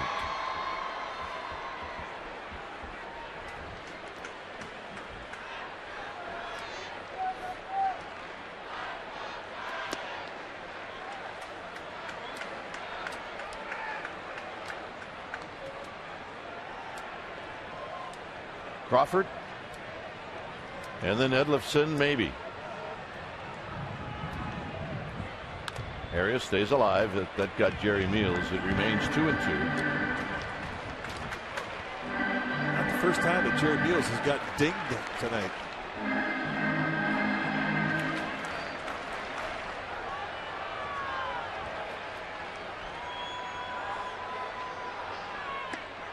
And a late decision to swing, and Arias strikes out. Let's check in with Amy G. All right, Dwayne. Well, fans are going to be happy to know that there is a new webisode of Buster Knows Squat ready at csnberry.com. I sat down with Buster today.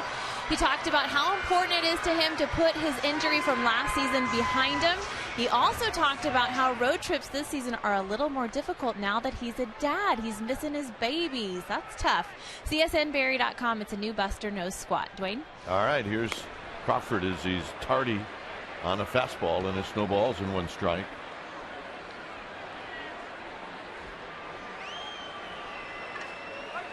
Crawford,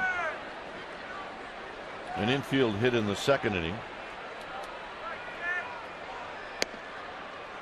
And now a quick 0-2.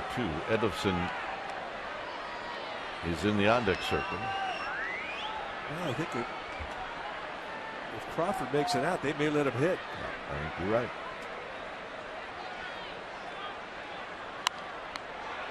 Boy, a good pitch to hit there. They tried to elevate with the fastball. That should have gone across the letters. It laid right out across the plate at the belt.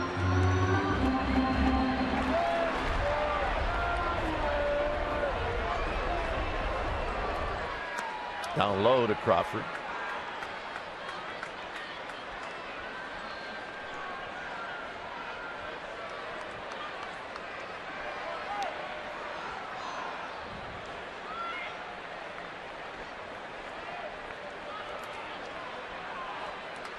Here's the 1-2 to Crawford, and it's way outside. 2 balls, 2 strikes.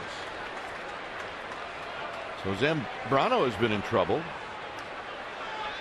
Giants had opportunities in the first and second. He did have a runner on in the third, but not in scoring position. Crawford breaks his bat. This pop-up is going to be caught by Infante. 2 outs.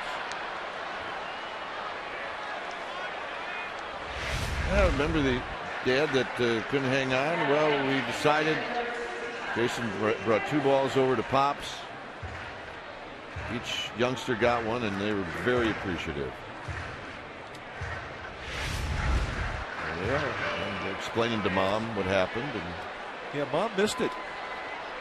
Mom is getting Dad a beer. Here's Edlifson.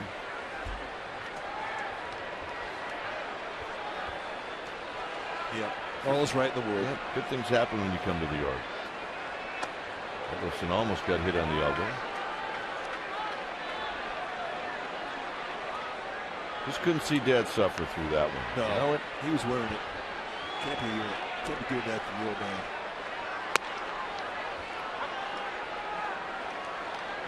I mean, you gotta love a guy that brings his glove to the yard. His kids bring their gloves to the yard. On the ground to Hanley Ramirez. They brought Mom to the yard. Come on, they did everything right. They did. They did good. He just didn't hang on to the ball.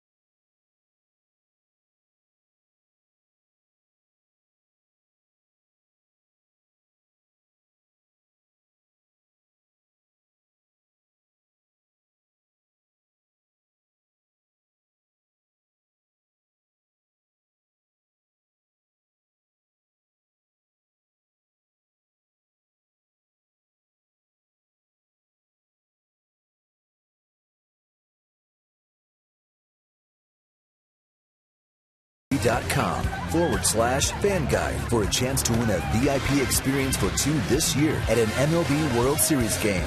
Presented by Scotts, the official lawn care company of MLB. All right, here at AT Park, it remains 2-0 in favor of the Marlins. As Edlundson will face Austin Kern. The sign says gamer babes. We did not need the sign to know that. That's exactly right. Oh, yeah. All right. We took a brief timeout from holding up that sign, and that's when we showed them. All the way from Half Moon Bay.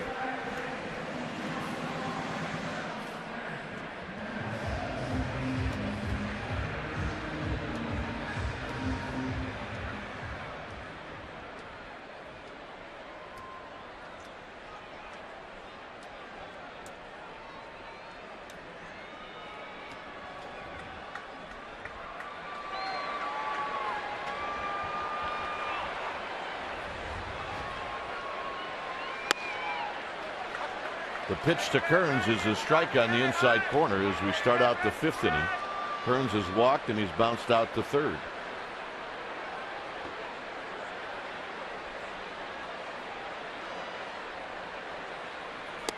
Edlundson coming back with a breaking ball. Infante to follow.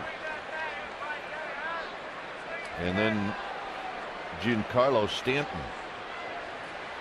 An odd game. Game in which we've seen a lot of walks and a lot of base runners, but not a lot of runs. None from the Giants. Bouncing ball to Sandoval right near the bag. Crow hopping a throw in the dirt, and Belt digs it out. And that was not an easy pick either for Belt. Thank you very much. He has made some outstanding picks this year at first base. And when you're an infielder behind Steve Edlundson, you got to be on your toes because you're going to get ground balls. It's the second time in the last couple of days we've seen the panic come up with lots of time and miss badly low. Not a problem for Brandon Belt. Here's Infante, who takes a pitch low. 1 ball and no strikes. Infante reached on a fielder's choice and knocked in a run on the first, and then he popped out to Belt in the third.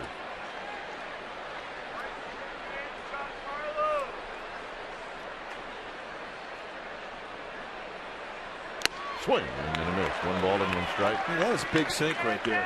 Giants haven't had a big sinker. Scott Minter is probably the biggest sinker we've seen come up through the organization the last couple of years. But that is big time downward bite, man. That's one that you see guys swinging over the top of sink. You know it's big. There's a slider. He's also got a changeup, although he'll throw that more to lefties than righties. 2 balls and 1 strike as Edlundson looks into Hector Sanchez.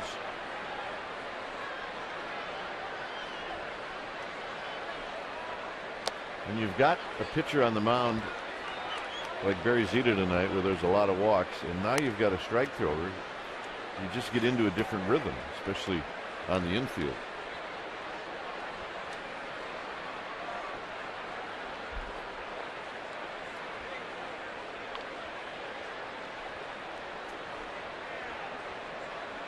And tight, and that's a walk.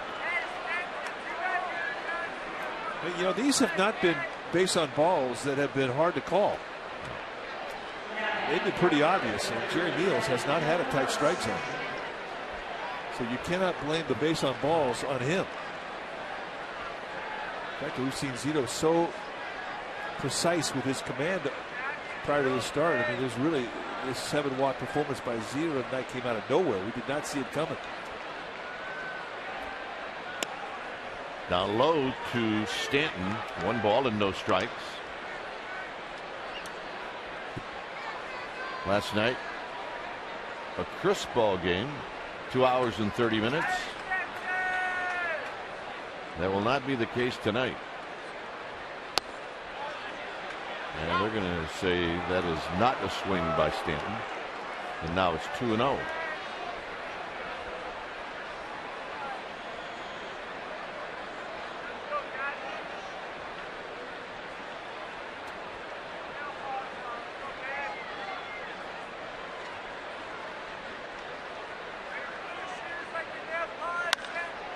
skied into right center field for Pagan. And that one nearly brought rain. 2 outs. Well, hitting the road and can't watch the Giants on Comcast Sportsnet Bay Area? We'll take the Giants with you with MLB.tv. Subscribe to MLB.tv today to see every out-of-market Giants game live online in HD quality. Visit sfgiants.com to order MLB.tv. Baseball everywhere.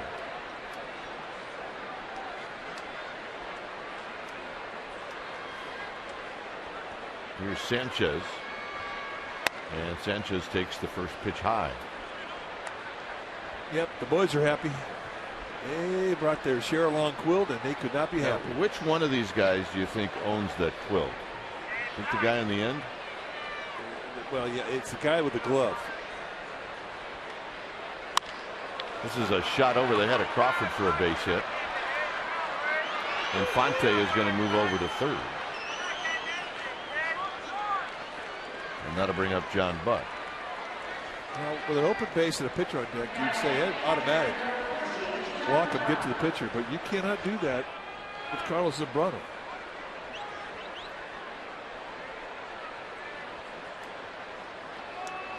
Buck is lined out to center field and he's walked.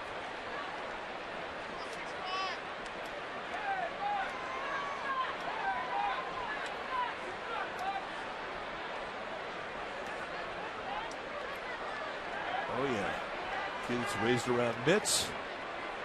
He wants to take a bite out of it. That's good. That's a good sign. So here's Buck.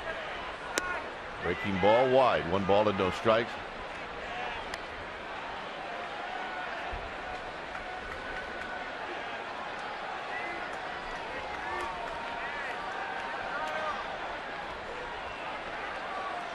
Bunch the gaps, give the line. Low. And Edlison's having a hard time getting that sinker in the strike zone. And again, these have been easy to call if you're an umpire. They have not been borderline pitches.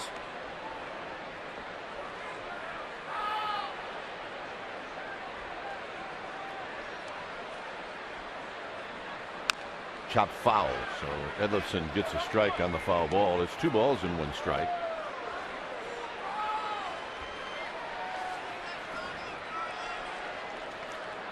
Giants in the bottom of this inning will have the top of the order.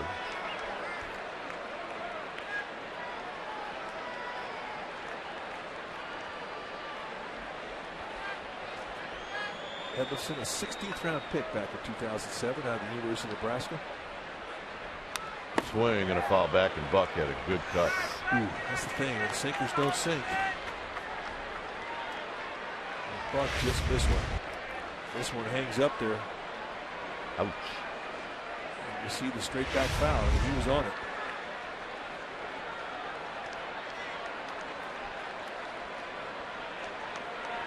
Two and two.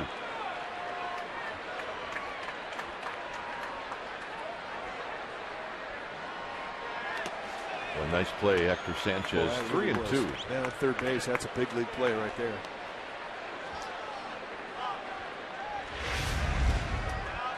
Slider's going to come back to you, but look at the glove. Good positioning with the glove. It's the way you're taught to do it.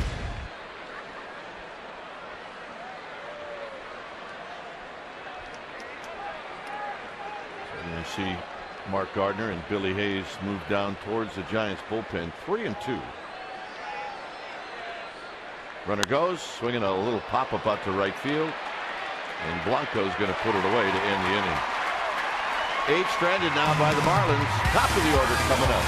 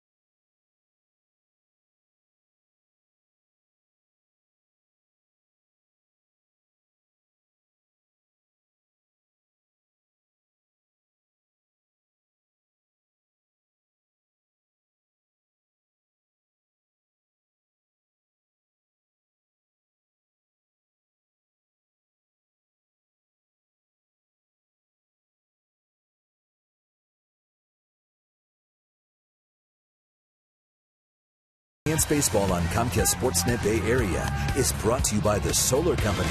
Call 877-60-SOLAR for a free analysis or visit thesolarco.com. Here at AT Park in front of a full house, kind of a weird game.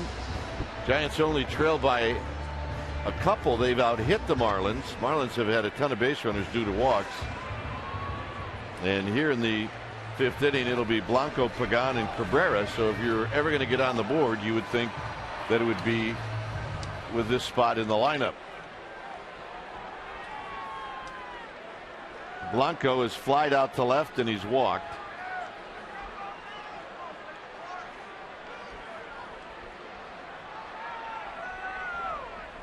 And the first pitch to Blanco, and Blanco pops it in the air, but foul. And as a hitter, you're just happy that no one was able to catch that, because otherwise,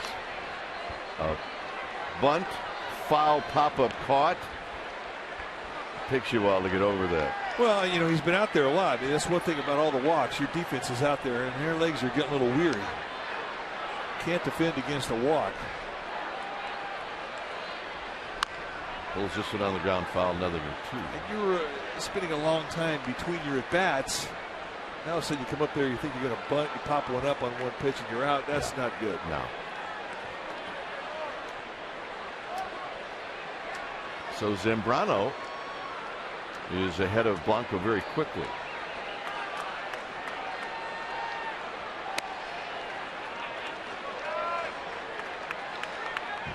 Zambrano,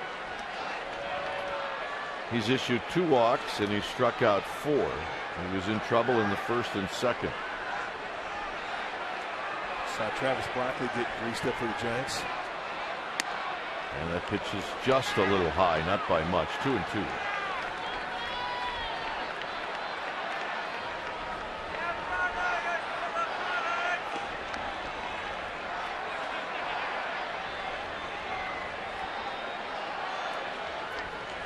Blanco into center field. Bonifacio will put it away.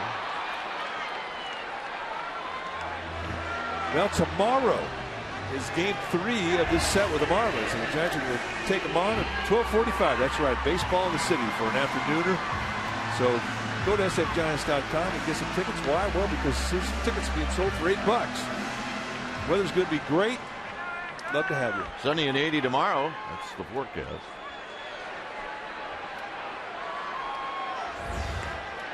Pagan. Pagan singled to extend his hitting streak in the 1st inning. And then with runners at second, and actually with the bases loaded in the 2nd, with 2 outs, he bounced out to short.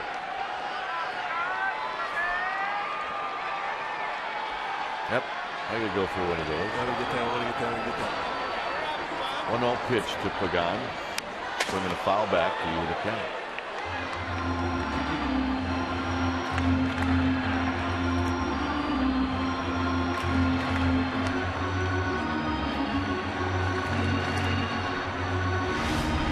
Check this guy out right here. Look out! Whoa, geez. Gotta pay attention. That's exactly right. Well, I can see why he's distracted. Yeah, he's in a heavy conversation. Yeah. Star in high school. That was good. This is popped up. And it should be playable for Ramirez. 2 outs.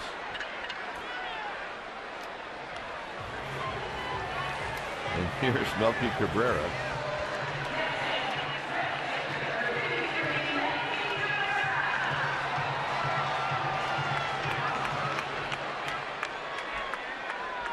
Here's Melky Cabrera, a single and a strikeout. When you hit off Zambrano, there's a few distractions you have to kind of overlook. Number one, he can have like a little goofy look on his face, which he's kind of had all night. Then he's got this. Remember, he played with Ryan Dempster. He's had that same look in his face all night long, and he's kind of wiggling the glove like Ryan Dempster will do. It's almost like he knows something you don't know.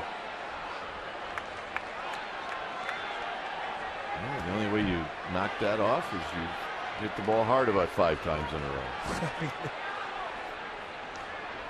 all night. He just missed the front door sinker there.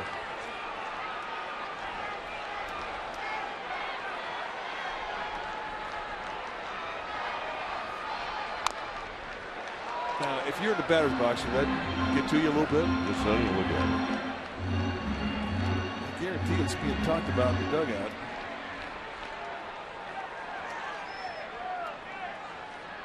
Two and two. Hit on the ground to third, and Ramirez all over this one, and that'll end the inning. So 1, 2, 3 for the first three hitters in the Giants lineup. It remains 2-0.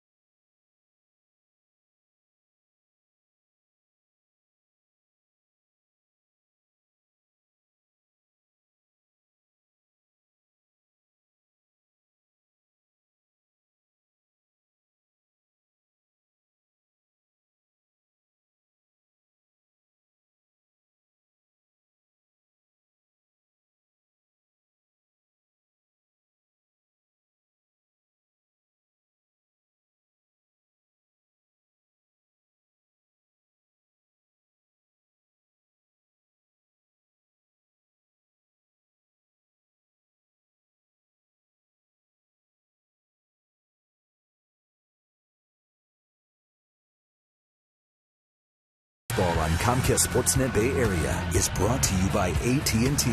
Find out what's possible with products and services from AT&T. Rethink possible. 2-0 Marlins as we head to the top of the sixth inning. And we have a new pitcher. Type, what do we got? When it's time for a change, think Speedy Oil Change and Tune-Up. Your oil change tune-up and smog experts. Travis Blackley, the new pitcher for the Giants, and this is what he did in Fresno. He was tearing it up.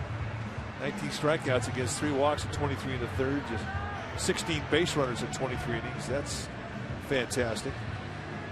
Blackley, a native of Australia.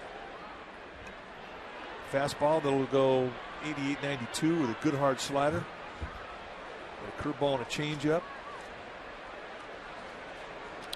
Well, Zambrano will be happy. He's had to bunt his first 2 times up, and then when the one bunt didn't work, he get into a double play. 1 ball and no strikes. Ryan Clough is here in the Giants orange sweatshirt. Here's the 1-0 pitch to Zambrano, and it's low, and it's 2-0.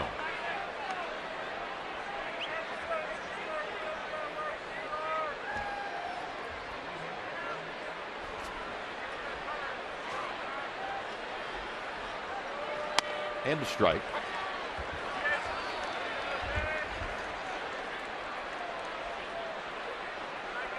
Best seat in the house right there.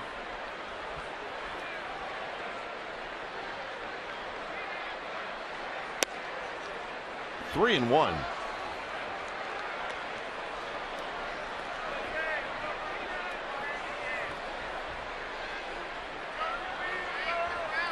So Blackley now has to come in. He does, and Zambrano waves at it and misses. He's a hard guy to walk. I believe I said that Edlifson was brought up when Affelt went on the disabled list. It was Travis Blackley that replaced Affelt. Lefty for lefty. Straightaway center field for Angel Pagan, and Zambrano's retired. All right, let's check in another time with Amy G. Amy? All right, Dwayne, well, Mike just said it. Travis Blackley was tearing it up in AAA. He also has a very cool accent. He hails from Australia, as Mike mentioned, and if you're wondering how many current Major League players are from Australia, we're going to tell you, because there aren't that many. There's only 4 currently on active rosters. Grant Balfour with Oakland, Liam Hendricks, and Josh Spence is with the Padres. I talked with Travis. He said he knows them all. It's almost like they're all from a small town instead of a country, because they all played on the national team together. I asked Travis what he missed about his homeland down under. He said if anybody knows where he can find a good meat pie, let him know. Kruk, you know a little something about meat. I heard very popular in Petaluma. That's right. I mean, they make great meat pies up there.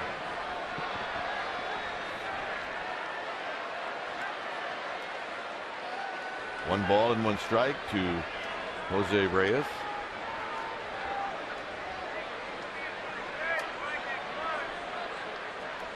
On the ground, a one-hopper to Pablo Sandoval. 2 outs. You don't have to think about those ground balls. Sandoval playing even with a bag in respect of a possible bunt from Reyes, who will do that. He'll push and drag bunt. And this one gets on him quick. Not a problem. Here's Bonifacio. Giants have not had a I'm going to jinx it, of course, but a 1-2-3 inning in this game. And this is bunted foul.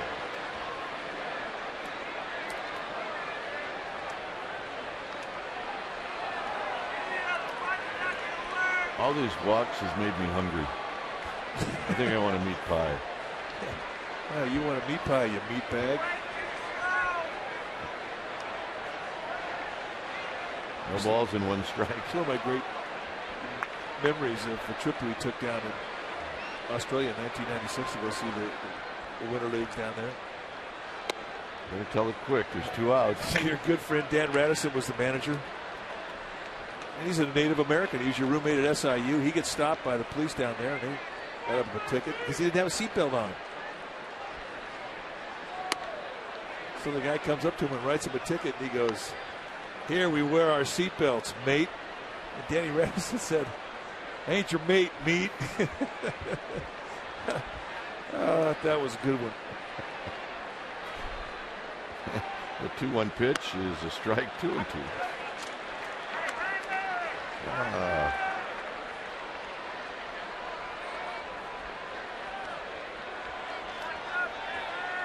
Ain't your mate.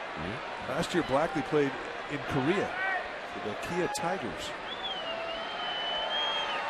Had a good season. 22 starts, 7-5, 3.48 ERA.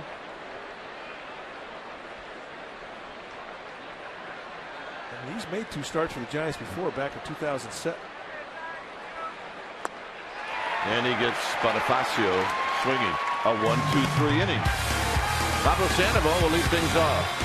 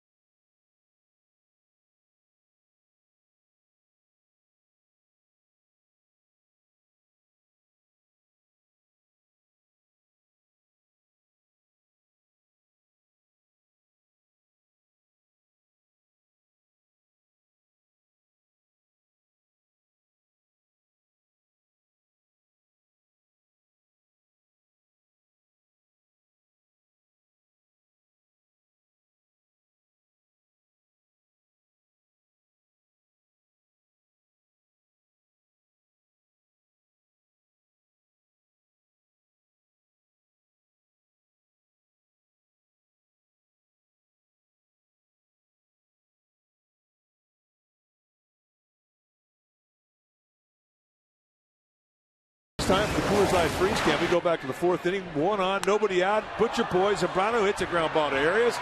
Flips over to Crawford, and watch the style points from Crawford as he gets up to avoid contact from the big catcher. And that is your Coors Light freeze cam, brought to you by the Frost Brewed Coors Light, the world's most refreshing beer.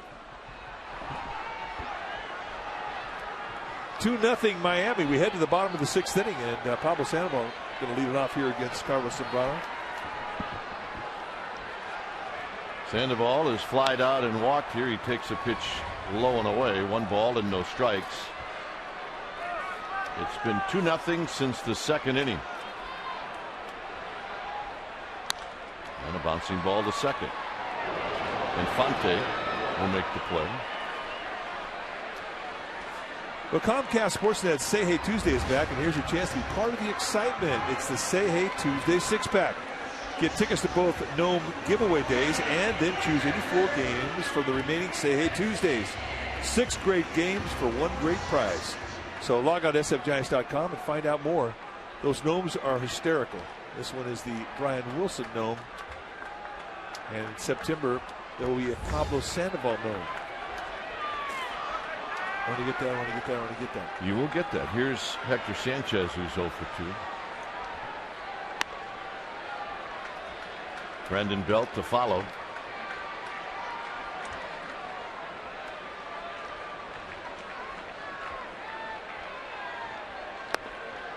And that's the pitch that Sanchez has had a hard time laying off of. 1 ball and 1 strike.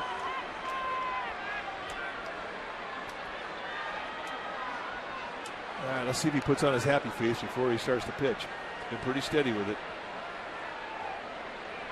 Not so much that time. And he doesn't put it on when he throws a changeup. I don't know. I'm making this stuff up as I'm going along. Well, that'll definitely get noticed if he's tipping a pitch because of the happy face.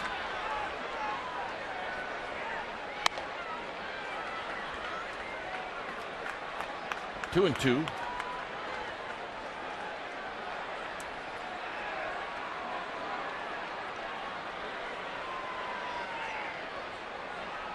Look out.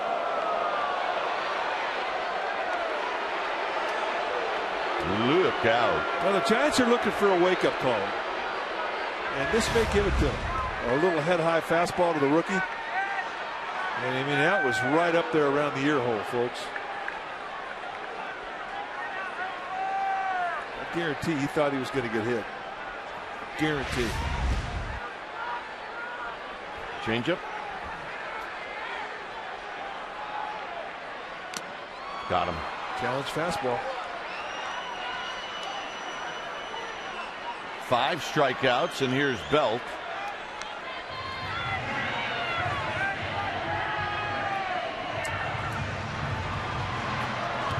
Belt has had an infield hit and a strikeout. Giants have not had a base runner since Hector Sanchez reached on a fielder's choice. Well, there's a baby giraffe fan.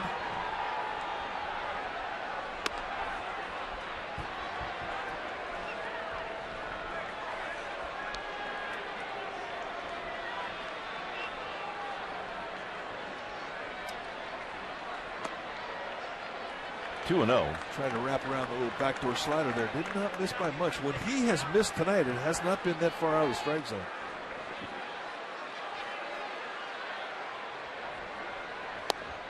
Low to Belt.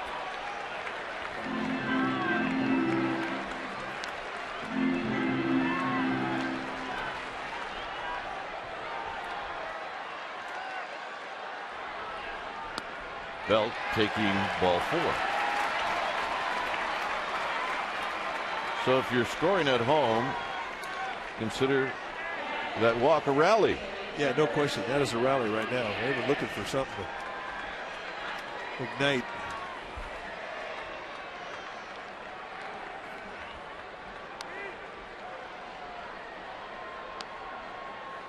Here's Arias. A ground ball and a strikeout.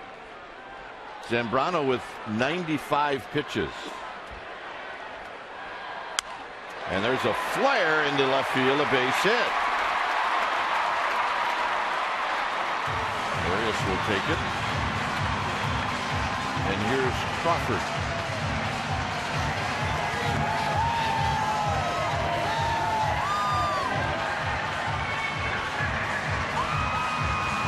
A walk, a bloop, and a blast. And here comes the blast.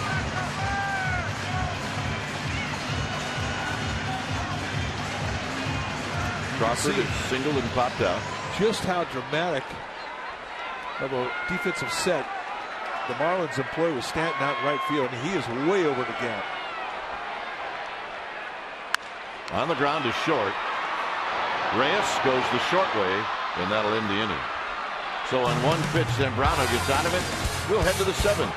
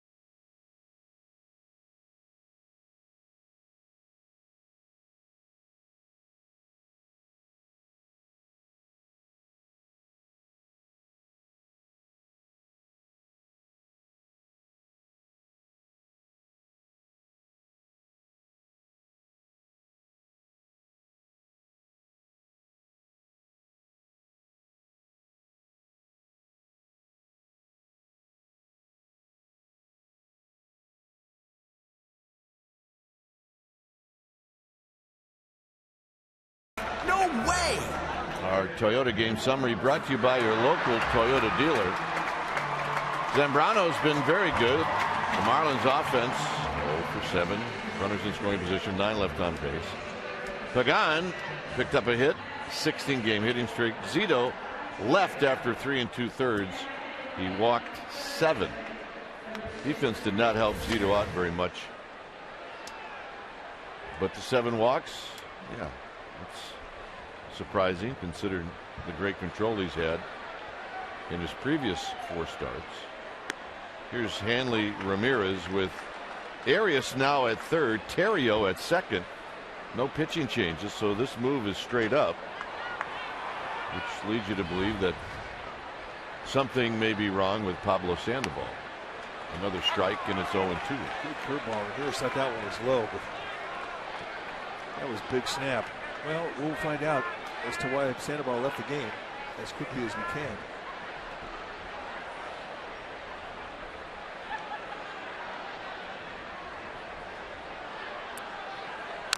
This is pulled on the ground foul. This was Sandoval as he grounded out. He may have slipped a little bit coming out of the box, but you saw the grimace and he did not run hard. So clearly something up. Plus, that is not the face of a happy manager. No, it's not. Ramirez stays alive.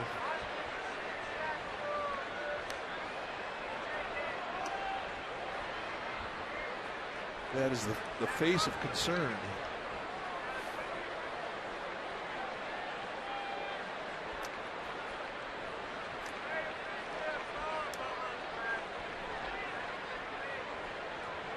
Oh, 2 pitch coming up to Ramirez. His bounce right back to Blackley, who knocks it down and throws him out. Well, the Brewers are coming to town this weekend. It's their only visit to San Francisco this year. And on Sunday, May 6th, the first 7,500 fans, 14 and under, will receive a Giants rope necklace courtesy of Nestle Drumstick. Game time 105. There are still great tickets available for all 3 Brewer games. So go to sfgiants.com and check them out. They love the Giants. Yes, they do. My first Giants game. All right. Welcome to the They club. owe you some runs, like maybe 3. Yeah, they do. A great comeback late in the game. Perfect. You got a ball. Yep. And a Nuki.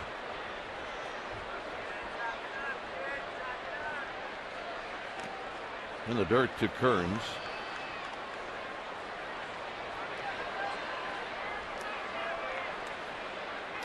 Kearns a walk and 2 ground balls to third. This is the 7th. The Giants still have 9 more outs in this game. And that pitch is wide. And it's 3-0. Mom's freezing. That's right. A few runs. She'll warm right up.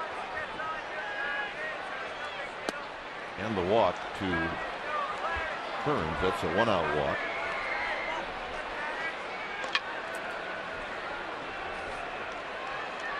Nine walks. No walks in the 3rd. No walks in the 6th. Other than that, a walk in every inning. And again, I mean, you cannot blame it on a tight strike zone for Jerry Meals who played umpire. They've been pretty easy walks to call. Brian Peterson's going to pinch run for Kearns. Stay good speed.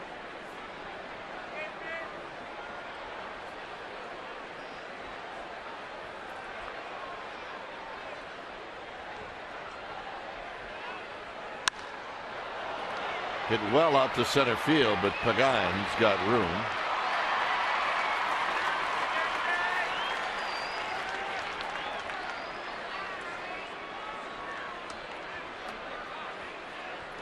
Two outs, and here's Stanton.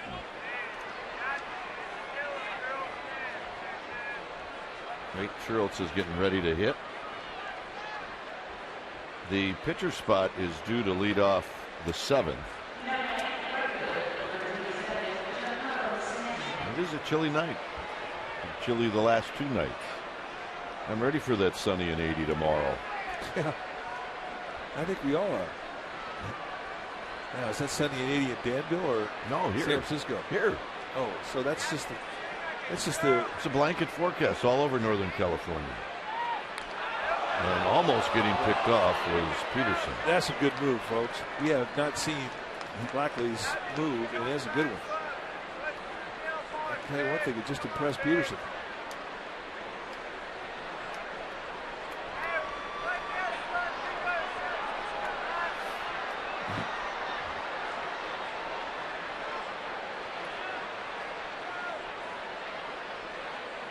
Giancarlo takes low and away. 1 ball and no strikes. Stanton doubled in the 3rd. He's 1 for 3.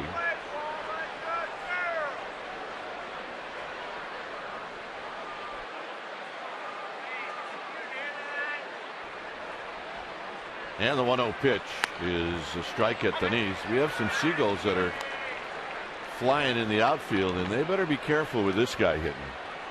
You're right. He could knock one right out of the air.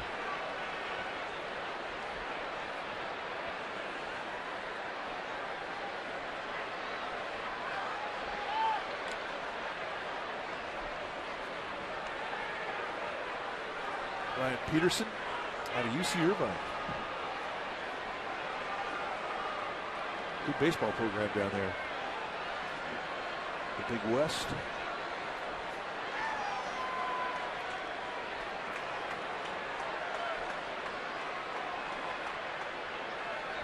Swing and a miss. 1 and 2. It's a good changeup. I mean, everything we've seen come out of Blackley has been pretty crisp. It's had good movement on the fastball. His slider has been sharp. Curveball has been very good. As has the changeup.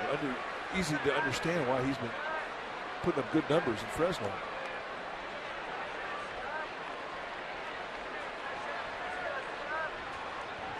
And Stanton gets a piece. He'll see another pitch.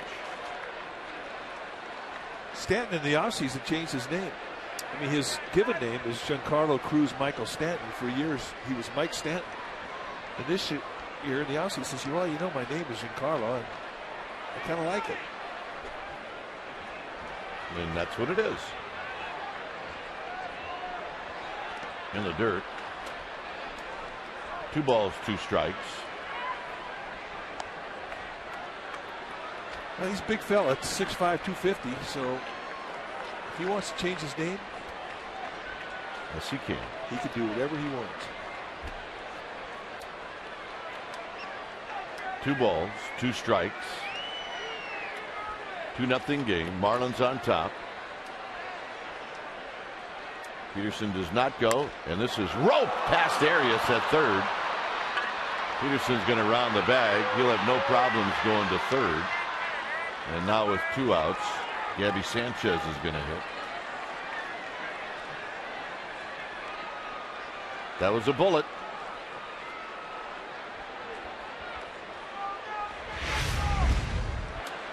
Well, he's strong. It just seems like every time he makes loud contact, it's a little bit louder than what you normally hear. It's got the same kind of sound that Barry Bonds had. Certain click to it. So here's Gabby Sanchez.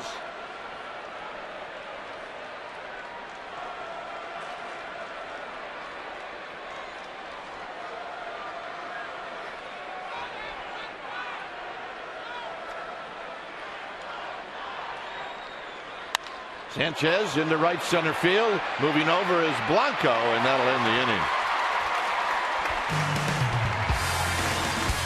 Bottom of the 7th coming up.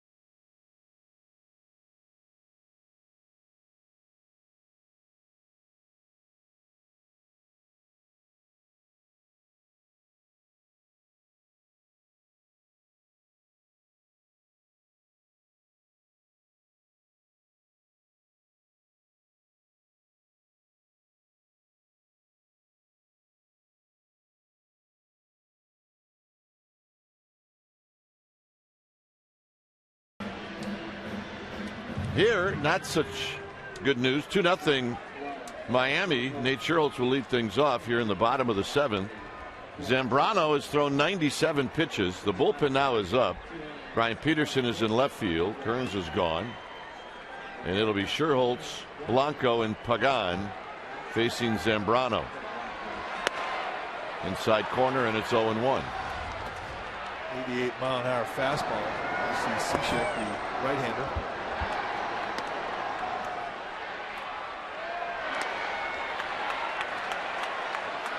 With Kearns out of left field and Peterson in, the Marlins improved their arm strength considerably. Peterson's got one of the best arms in the game. Reyes gets some work. And Scherholtz is retired. bringing Blanco to the plate.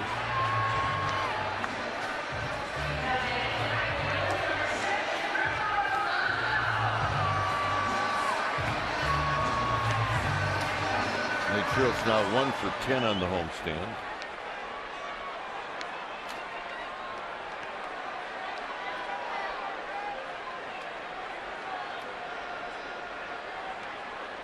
Here's Blanco. Blanco is 0 for 2. It's amazing how things go when you think you got it and you're hot and you got a good swing going. I'm going to show you why baseball's so tough. Here's the 1-0 to Blanco. Blanco into center field. Big park, though.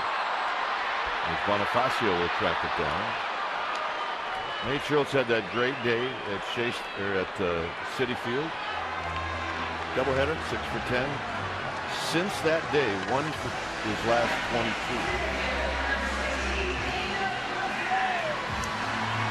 There's only one way to explain it. It's baseball. Yep. Here's Pagan. Pagan is 1 for 3. Remember, Sandoval out of the game, so Terrio is hitting in the cleanup spot.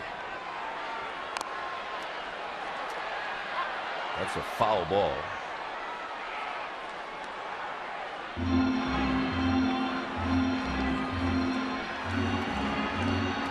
Mota in the bullpen.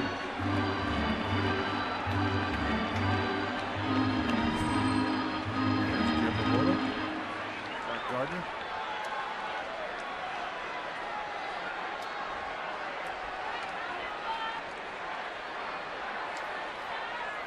Oh, and 1 to Pagan.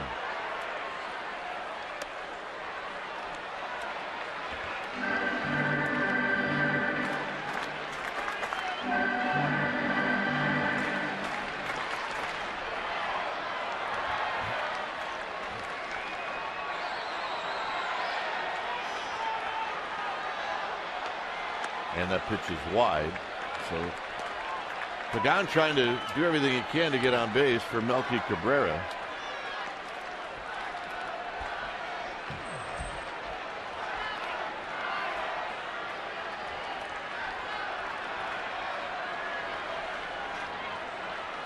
And it's 3-1. And that has been something we haven't seen a lot of from Zambrano. This particular bat, he's had a couple of easy takes for Pagan. Balls have been way out of the strike zone. And there's that happy face we're talking about. He's had that most of the night.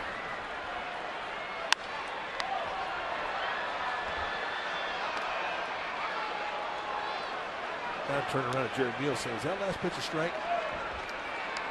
He knew it was up. He didn't know if it was in his strike zone.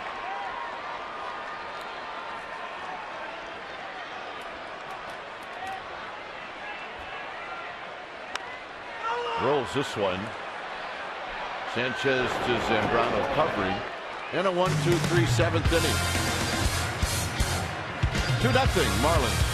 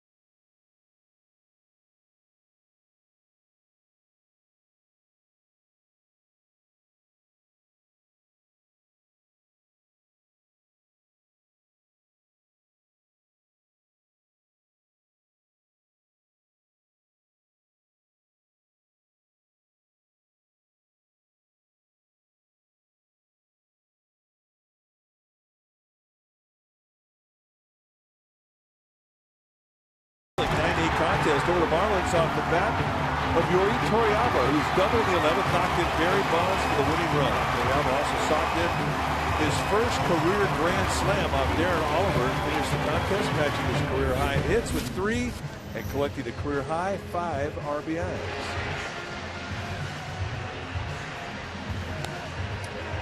Two 0 Miami. When it's time for a change, think Speedy Oil Change and Tune-Up.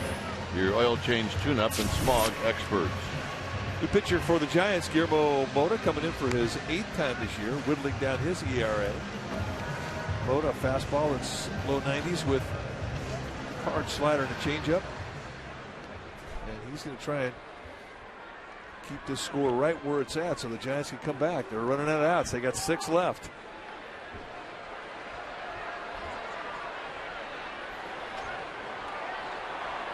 There have been 19 runners stranded in this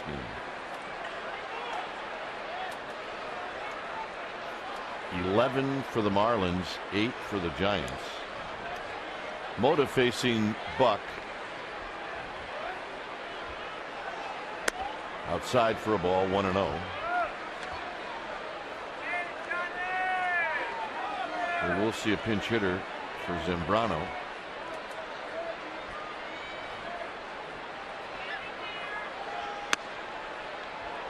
Two balls and no strikes.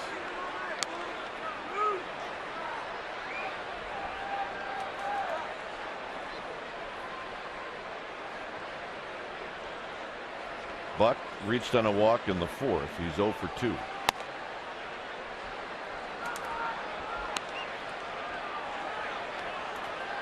Zambrano will watch the rest of this one from the dugout or the clubhouse.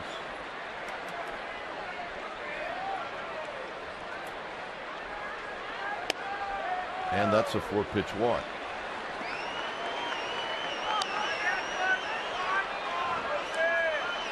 Time now for our Chevron pitching matchups for tomorrow's day game. Ryan Vogelsong will be on the hill for the Giants, taking on Anibal Sanchez.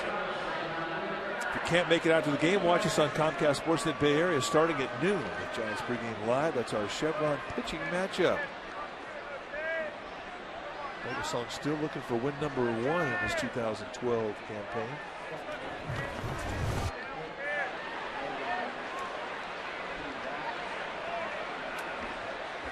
Logan Morrison is pinch hitting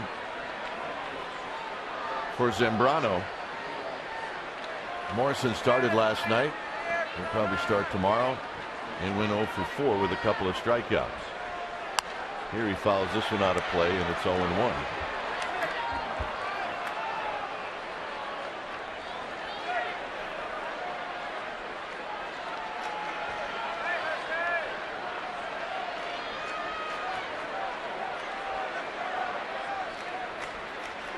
Yep, our gang is still hanging in there. That's still got his glove on. Morrison takes a strike. It's 0-2.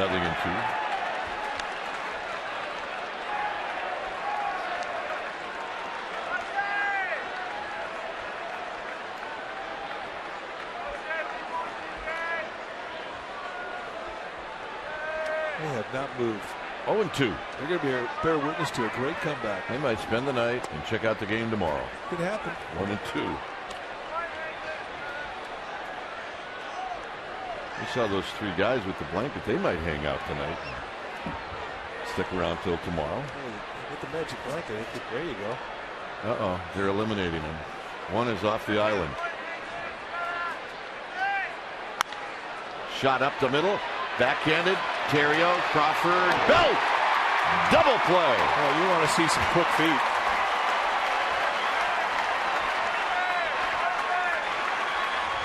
Watch Crawford once he gets the ball as to how he sets his feet to get off the throw. And that is quick. That is a gunsling right there. Beautiful backhander by Terrio to set it up. Feet right where he likes it. And the quick exchange. Okay, John Buck's been breathing down his neck all night long. He has. Here's Reyes. Reyes pops this one up left side. Crawford. Side retired. 2-0 Marlins. Cabrera, Terrio, Sanchez coming up.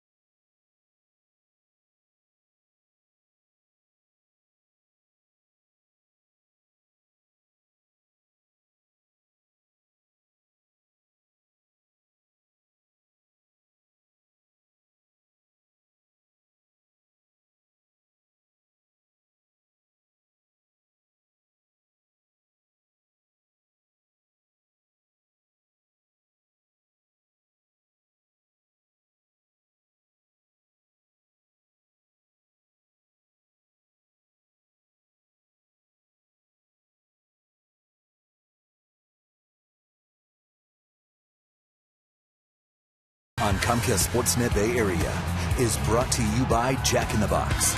Right now at Jack in the Box, you can try the new Chipotle Chicken Club. Make it a combo with fries and a drink. A 2-0 lead for Miami.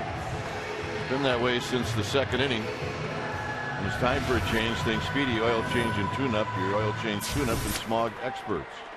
Edward Mujica, the right-hander, coming in now for Ozzie Guillen. Mujica, a good sinking fastball. We saw it last night. He was the guy that got the ground ball off the bat of Buster Posey with the bases loaded. They got the double play. He's also got a slider to split. He's the setup man. Cabrera takes down low. He's 1 for 3, singled in the first inning.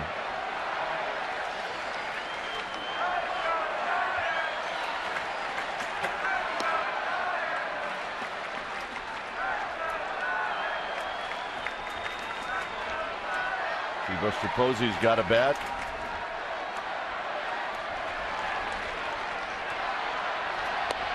Down low.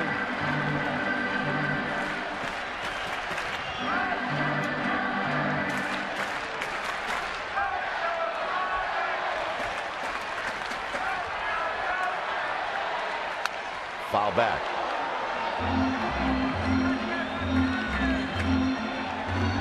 Challenge fastball right down their middle end. That's the happy zone right there. He got power down that neck of the woods.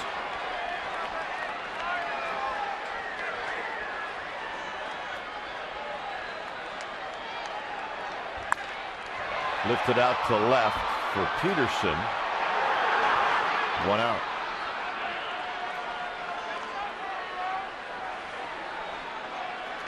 Remember Terrio last night in the 9th inning.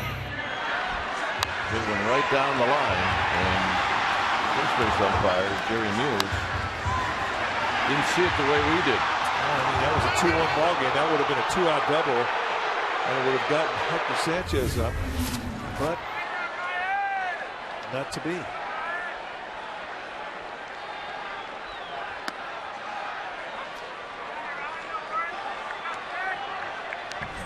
Santiago Casilla jogging down to the bullpen. He needs work.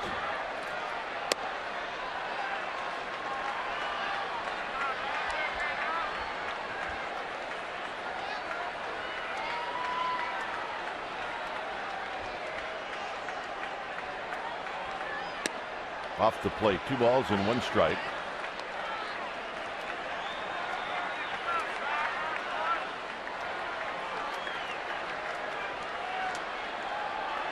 Giants need base runners. They need some wake-up call to fire up that dugout. Some line drive that's loud. Souvenir down the right field line, 2-2. That's what happens when you're stagnant. I've been listening to a lot of articles written about how they haven't done well with runners in score position, and that has become an issue.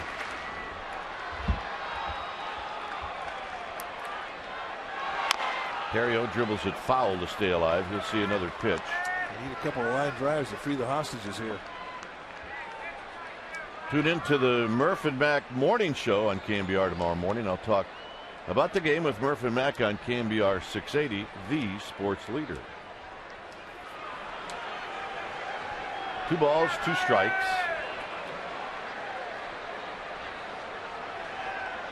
And Terrio lines this one right at Reyes. That kind of sums up the funk they've been in. When you do hit a ball in the nose, it's right into a glove. Tell you what, Terrio is really getting into some tough luck right now. Good at bat, and Reyes right there to deny a base hit. Take it away.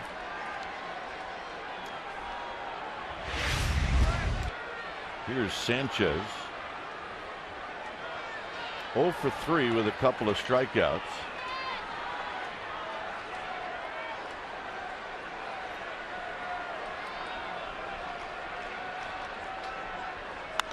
And on one pitch, he pops it up.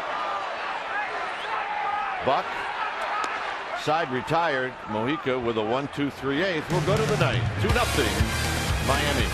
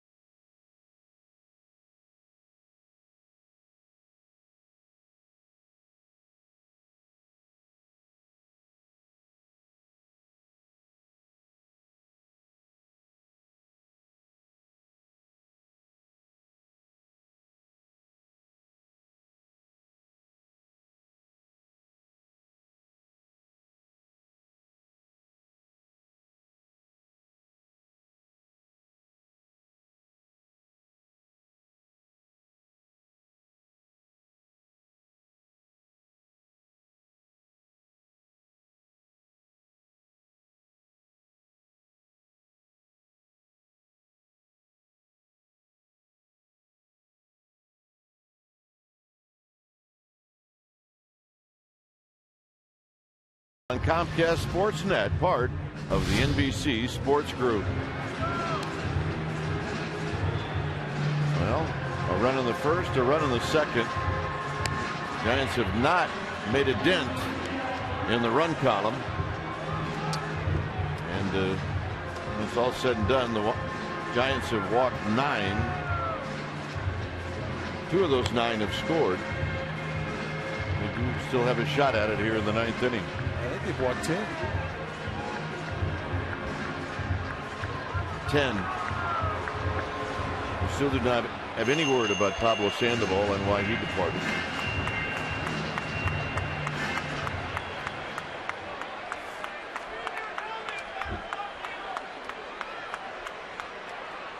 Bonifacio will lead things off.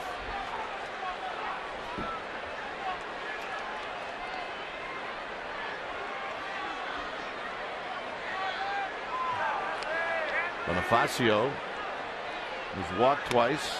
He's reached on an error. There's a strike call. And he struck out. And look, the Marlins have 4 hits. 4. They scored a run in the second without the benefit of a hit. And they scored a run in the first inning with the bases loaded. Infante hit a double play ball to Crawford, who juggled it, and they only got one out. So really should not have scored any in the first and none in the second.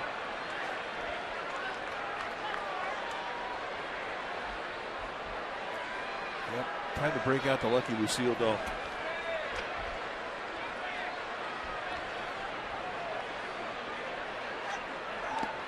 In the dirt, it's 1-2 to Bonifacio.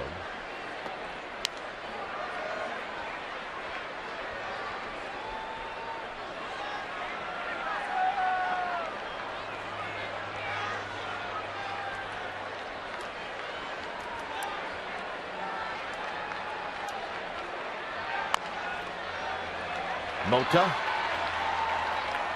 One out.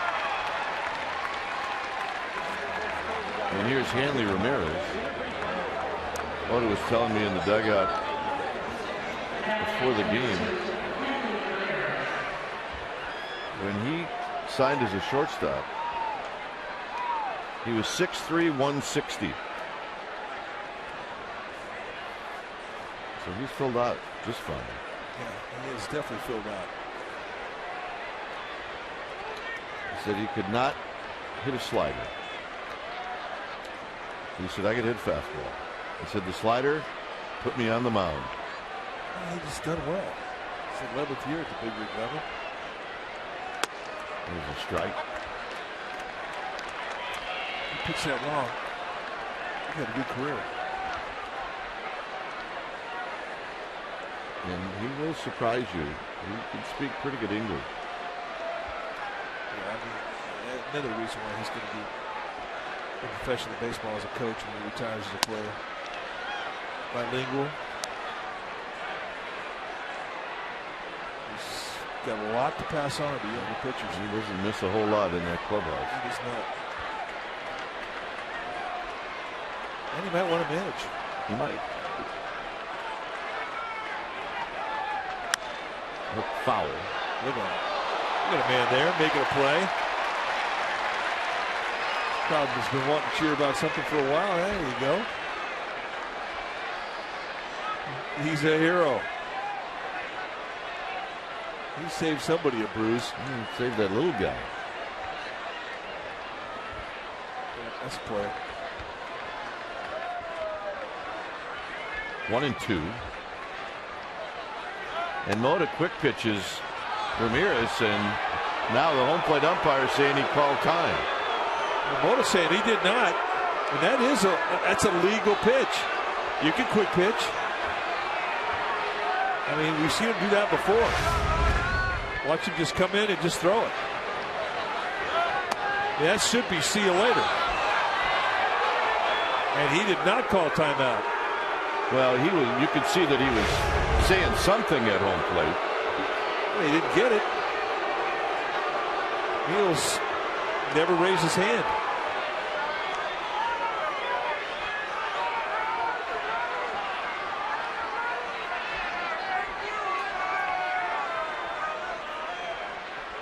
And Ramirez is into it now. He's ready. He got him anyway. Good changeup. Strike 4.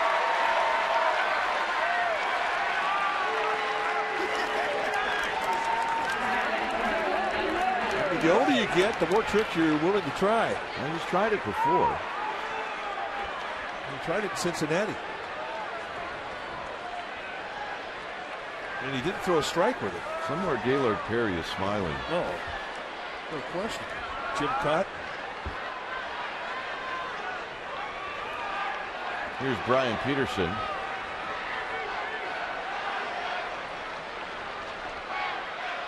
Peterson takes low. Peterson came in as a pinch runner in the 7th. This will be his first at bat.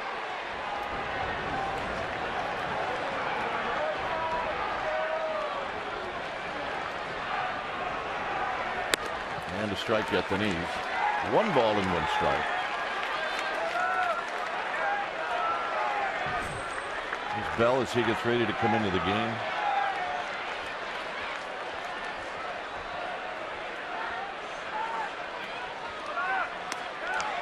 to the backstop on a swing and a miss. 1-2. Maybe get a piece of it. It's 1 ball and 2 strikes.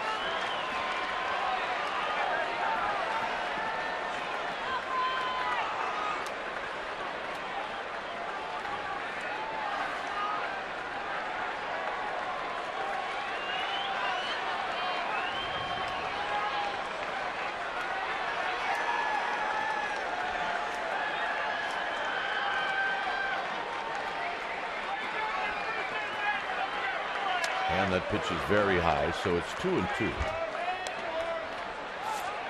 Pretty easy takedown, the 0-2 pitch. And the Giants in the 9th. Belt will lead things off. Then Arias, and then Crawford. Giants do have some options on the bench as well. And Peterson out to end the inning. And a nice job from Mota as he goes 2 strong innings. 2 to tie, 3 to go home.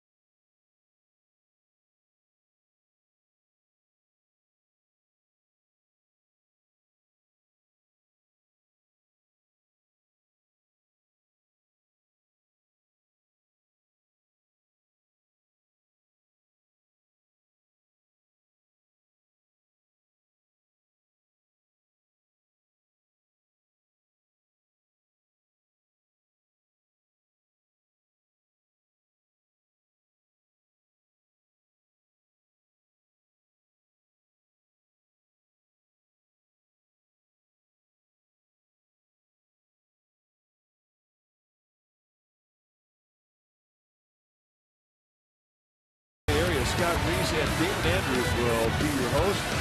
They will talk to James Sire and get some post-game reaction on this one. 30 Giants in 30 days. Tonight, Pablo Sandoval, Doug Wilson of the Sharks future. All that and more tonight. Hyundai Sportsnet Central, mid-30, Comcast Sportsnet Bay Area. All right. Oh yeah, Rally Town. They're ready. The babes are up and they are dancing. They need some offense, baby. Oh yeah. Well, when it's time for a change, the Expedia Oil Change and Tulip, your oil change, Tulip and Smog experts. The closer for the Marlins, Heath Bell, coming in. It has been a rocky road. He has had 6 save opportunities. He has converted 3. Look at the ERA, 9.39. However, last night, he got it done. 1, 2, 3, bottom of the 9th inning, and he preserved a 2-1 victory. You'll see a fastball that goes 90-95, big hard curve ball and changeup. So here's Belt. Giants need base runners, and Belt will lead things off. He's been on base twice tonight. An infield hit in the 2nd. He struck out in the 3rd, and then he drew a 2-out walk in the 6th. Arias to follow, and then Crawford.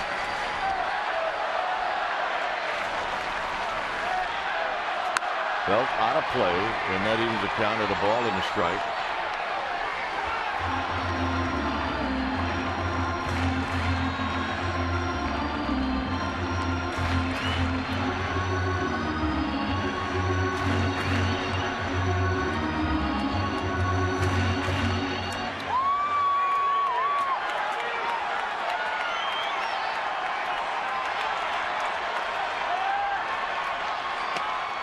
Pitch is low, so it's 2-1. The stuff has been there for Bell. The command has not. You saw the walk total. Heath Bell is normally a strike machine. 7 innings, 8 walks. I mean, that's very uncharacteristic. But he's had problems with his command. 2-2. Belt swings through the fastball.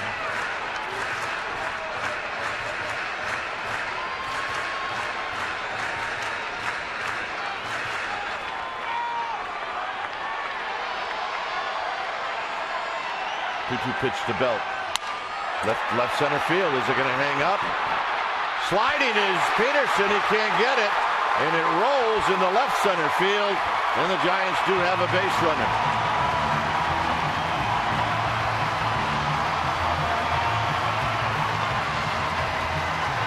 So Belt digging it out. A pitch hit on his hands. And now the tying run will come to the plate. That's your job. You're leading off an inning. You're down 2. Get on base, and he goes the opposite way. We've seen him do this a lot.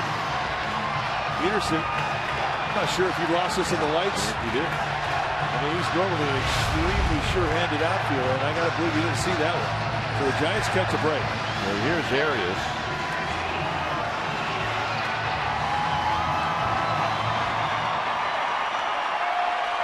Arias tonight is 1 for 3.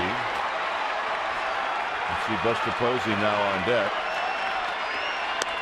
And that hits the outside corner, and it's 0-1. I just thought that was outside. That was definitely a pitcher's pitch.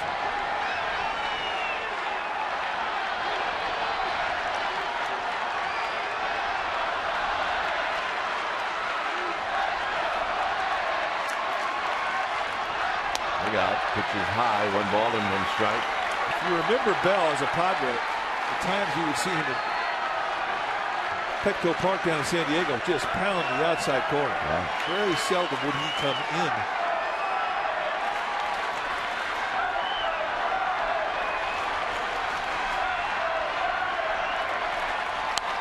Out of play. A 91-mile-an-hour fastball. It's 1-2. And Joaquin Arias was trying to tie this game up. I mean, he's got some sting in his bat, no question. He was gambling on that hat. Mr. Posey chopping up.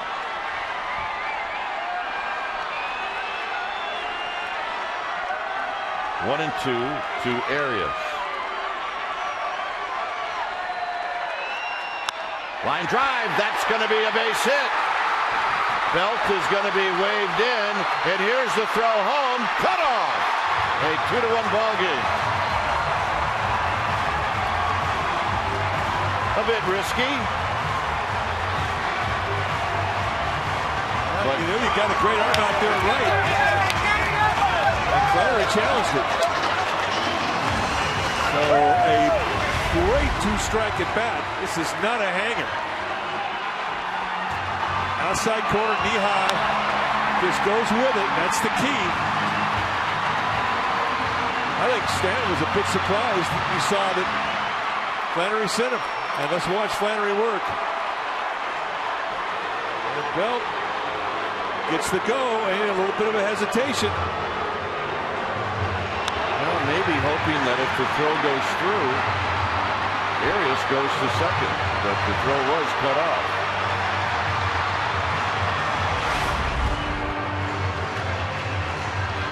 Oh, what a nice at bat by Arias. I mean, you saw him take a little swing out in that 2-strike situation. Went with the pitch, didn't try to do too much with it. So here's Posey. Very quickly, Cishek gets back up, and he's already had 1 hump down there in the pin, so it shouldn't take him long. So Posey at the plate. And he takes low. 1 ball and no strike. Around baseball, it has been a night of walk-offs, a no-hitter, Right. and a lot of drama around the game. A lot of exciting moments.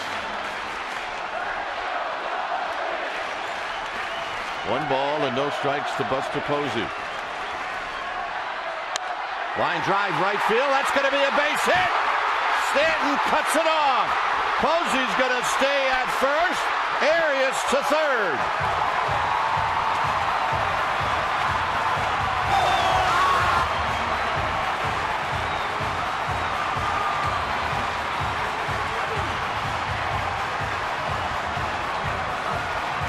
And Emmanuel Burris is going to run for Posey.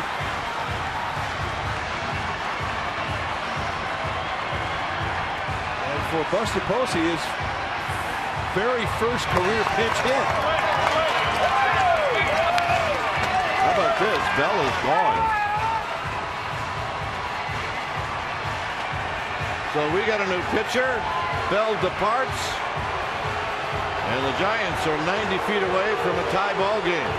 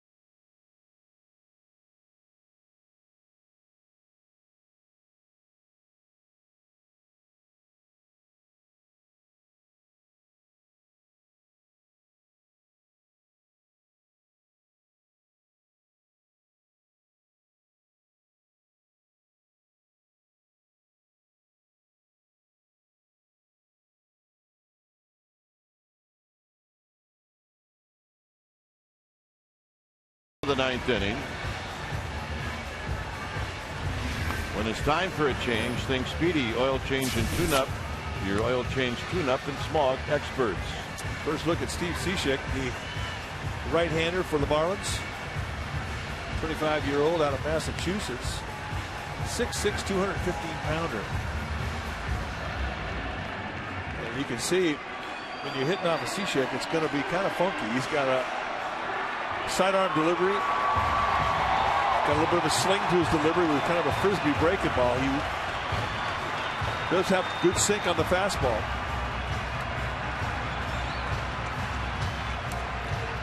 It'll be Pill. Marlins are playing doubles defense. They're backing their boys up in the outfield. So Pill, the pinch hitter, facing the new right-hander Cishek. See a lot of sliders. And there's a double bluff. Nothing going on. It's always a great response to that play. That's a crowd pleaser, isn't it?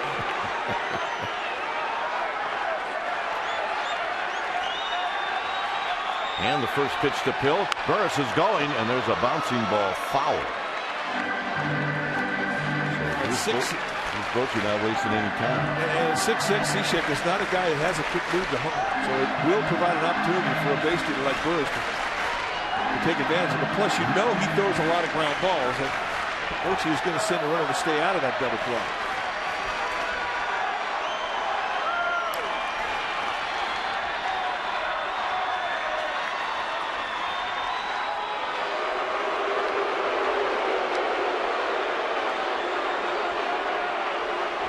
$41,575 here tonight.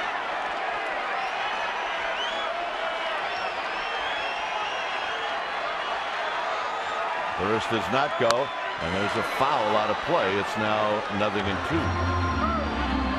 So that's 91 from a real tough angle for a right-handed hitter. You don't normally see guys throw that hard when they have the low three-quarter high sidearm release. So it's up to Pill to hang in there. Got him.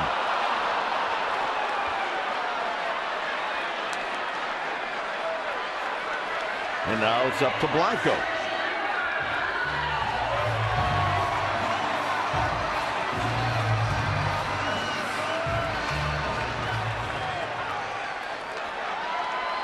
So Blanco will stand in, and he's 0 for 3.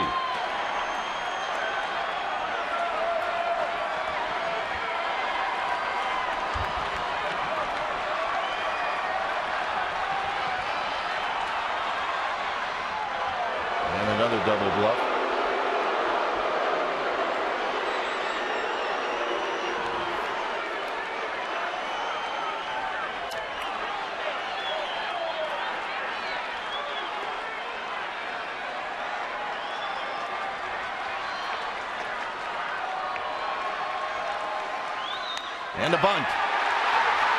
And this game is tied.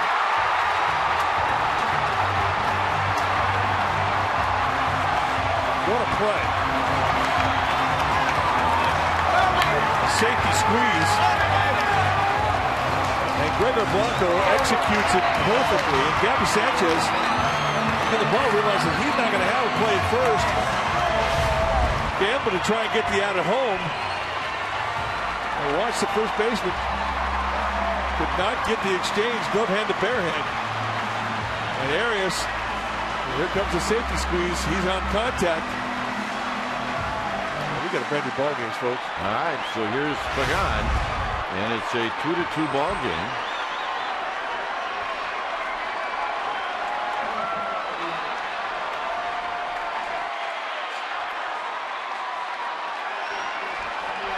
So a sacrifice for Blanco and an RBI. And here's Pregame. Rolling in, 1 ball and no strikes.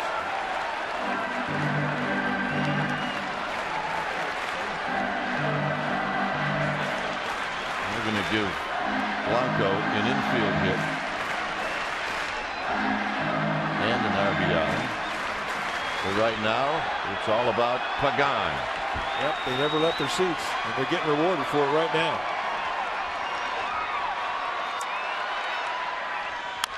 Big chopper to third. Ramirez will step on the bag, and that's all they'll get. So it'll be a fielder's choice. And the hitter will be Melky Cabrera.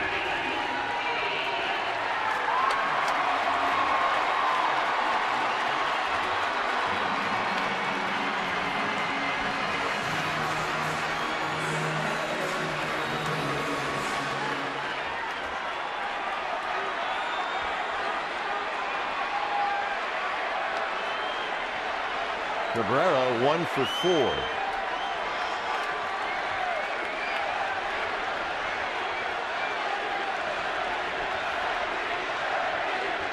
On the ground towards the hole. Reyes is going to eat it, and the bases are loaded.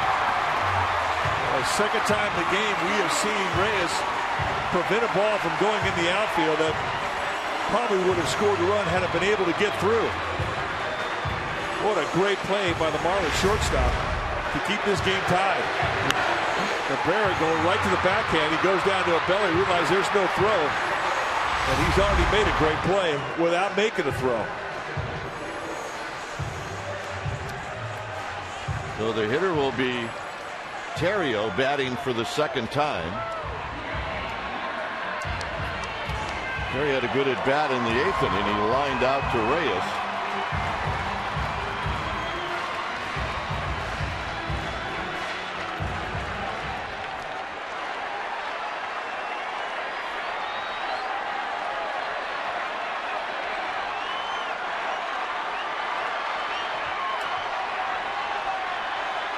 And now timeout is called. Marlins are trying to set the defense in the outfield, and the Marlins outfielders are not paying attention.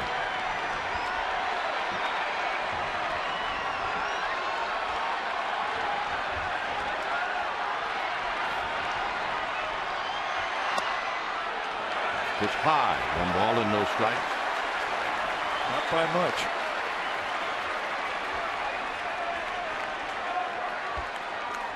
See the runners. Blanco, Pregame, Cabrera.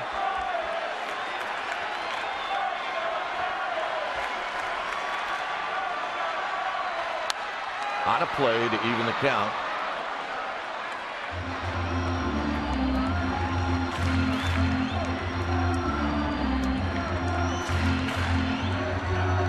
Hector Sanchez is on deck. He will not hit this inning. Zito started, he's a spectator. Zambrano started, he's a spectator. 1 ball and 1 strike.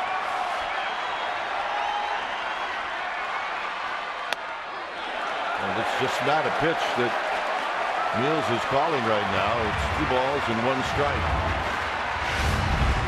I mean, this is a ball we've seen called a strike. Just a little bit high above the belt.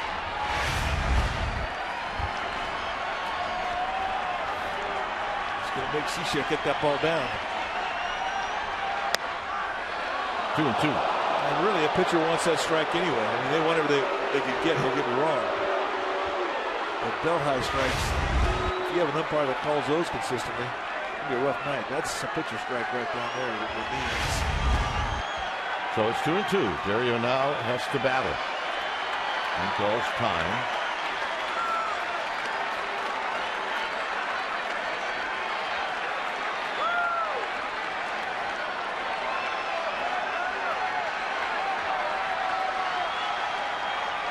Two pitch. Bounce foul. Ball had some fuzz on it. That battle you're talking about just took place in that swing. He had to go out of zone to fight that one off.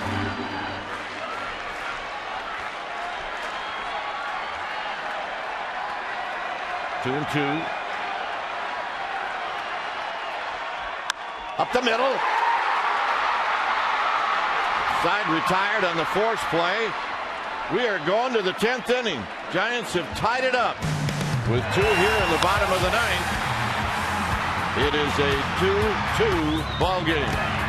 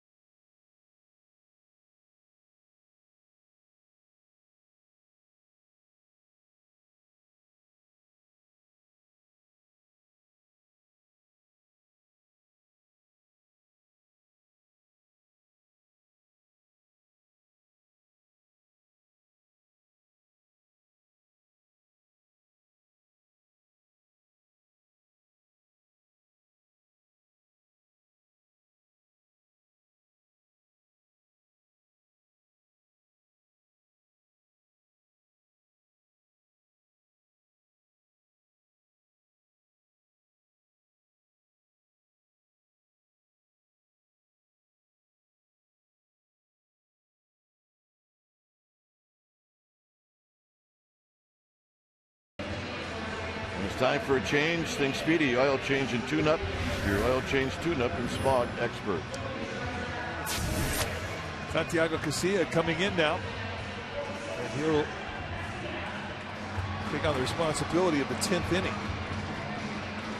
1.04 ERA. He's been fantastic. I mean, of late he has been absolutely locked in. A fastball that's mid-90s with a 2 and 4 seam grip curveball slider combination.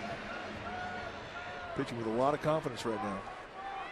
Burris is now at third. Arias moves from third to short. Arias started out at second. It'll be Infante to lead things off.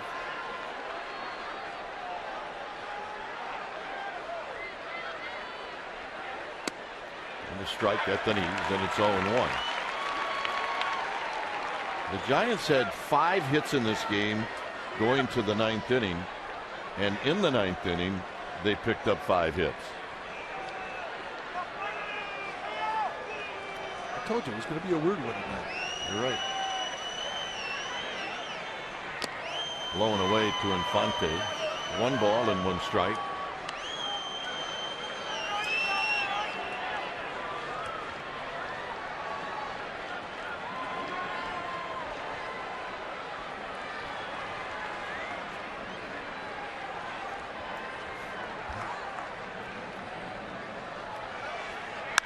Hit on the ground up the middle.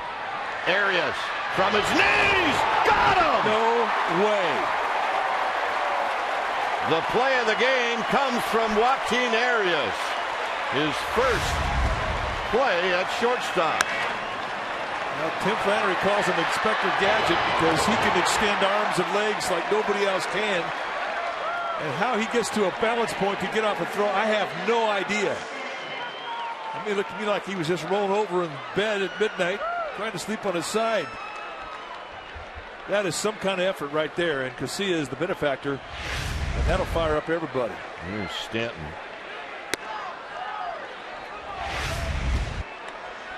Now that right there, a great play, but how he gets to a balance point with his backside, this is what makes the throw. That's acrobatic, folks. Great play. Strike to Stanton.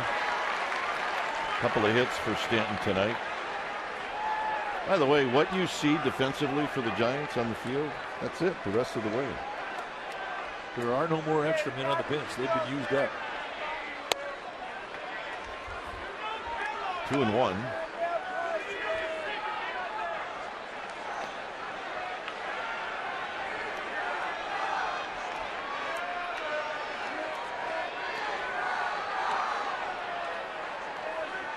Swing and a miss. 2-2.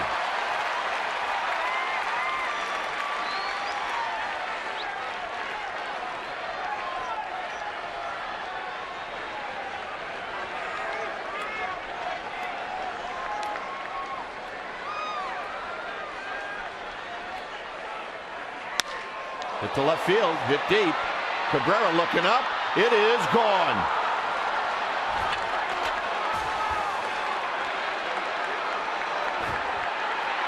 You can't believe it. Giancarlo Stanton with a solo home run here in the 10th inning. It's just an extremely strong man home run right there. 2-strike slider right down at the knees, and he goes down and yanks it. And then this is a topspin liner.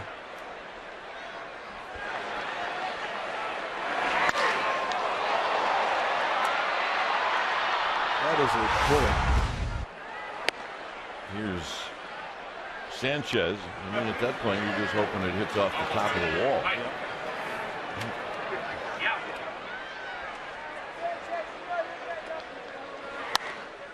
This is fouled out of play. It's now 1 ball and 1 strike.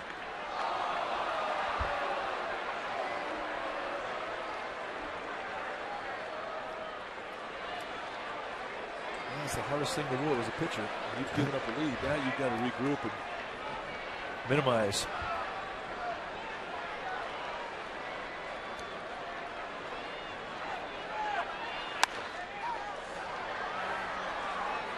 Now it's 1-2.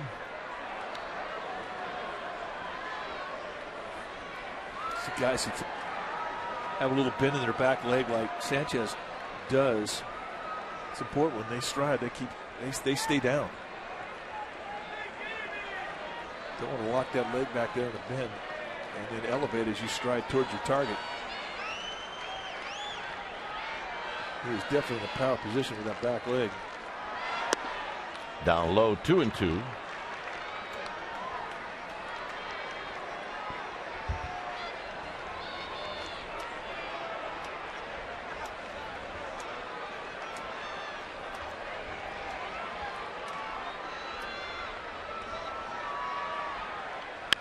Hit on the ground to Burris at third. 2 outs here in the 10th inning. Bringing Buck to the plate.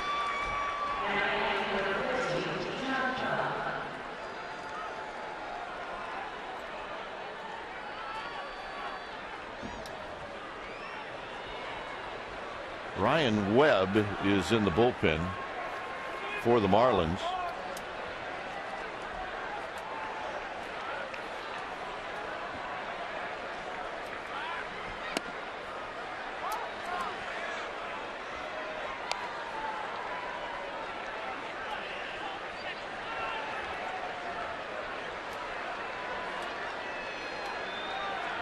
Buck has walked twice. He's 0 for 2. And he rolls this one foul. He will take his walks. I mean, not often you see a guy hitting a .193 with a .313 on base percentage.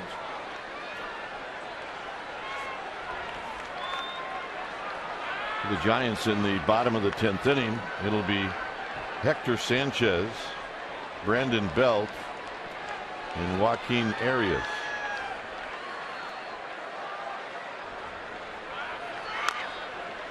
That foul at the plate. It's now 1-2.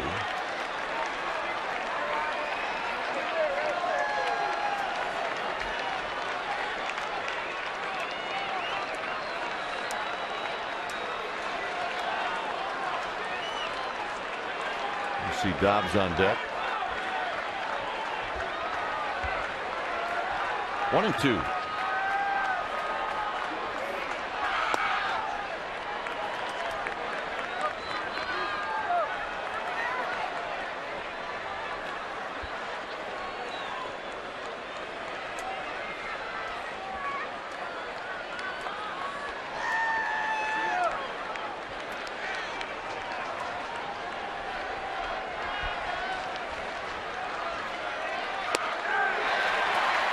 That'll end the inning.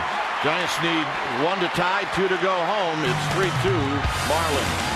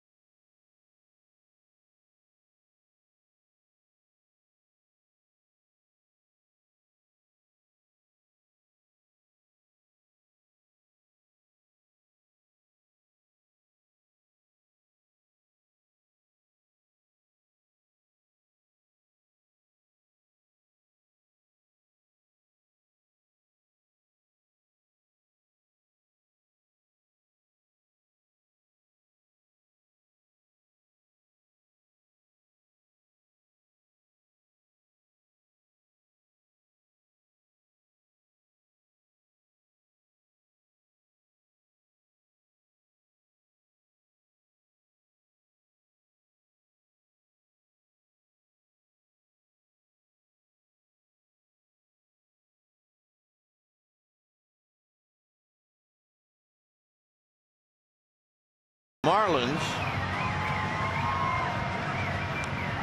they do not have a new pitcher as Steve Cishek stays into the game.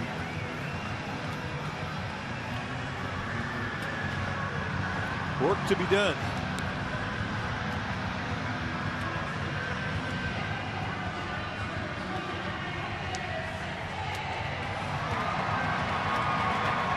Hector Sanchez will bat first.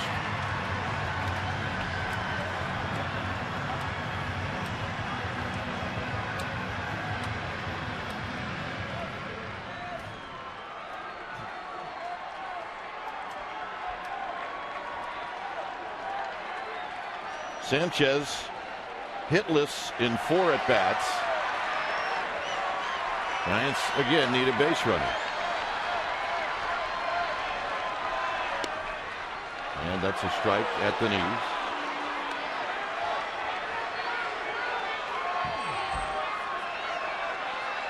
Belt to follow. And it's a quick 0-2.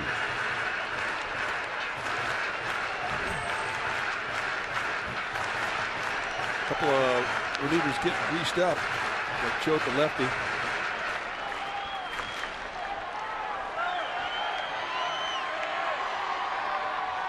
Very high, 1-2. Ryan Webb, the right-hander.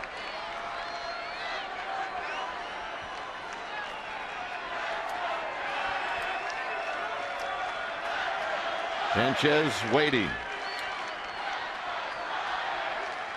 Got him. It has not been a good night for Hector Sanchez.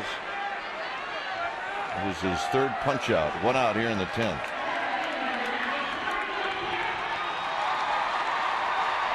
So here's Belt.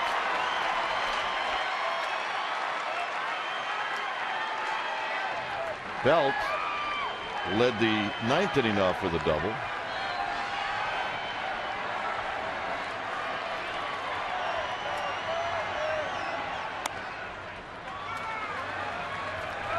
If you're hitting from the left side, Cishek is the type of pitcher. It's not an easy guy to pull if he hits that outside corner.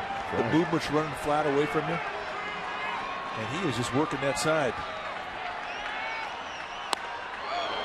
1 ball and 1 strike. Remember that the Giants get to the 9th spot. The pitcher has to hit.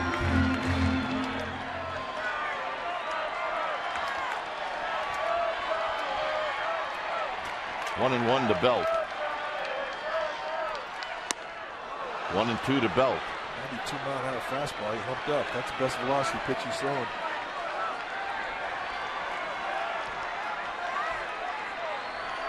Kind of shaking his head.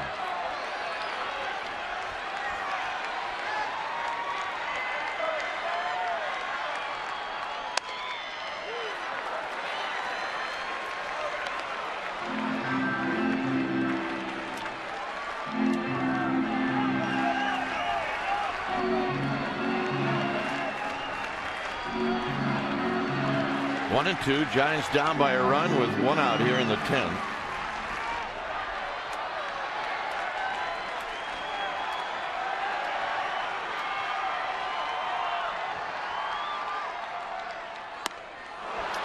And Belt is blown away, 2 down. All fastball is just working that outside corner. I mean, that's a high velocity pitch from the guy from that angle. And Cishek has 3 strikeouts now. Right by him.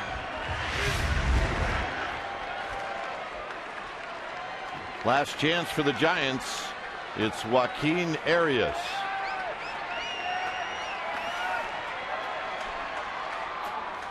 And Arias taking all the way. He takes a strike.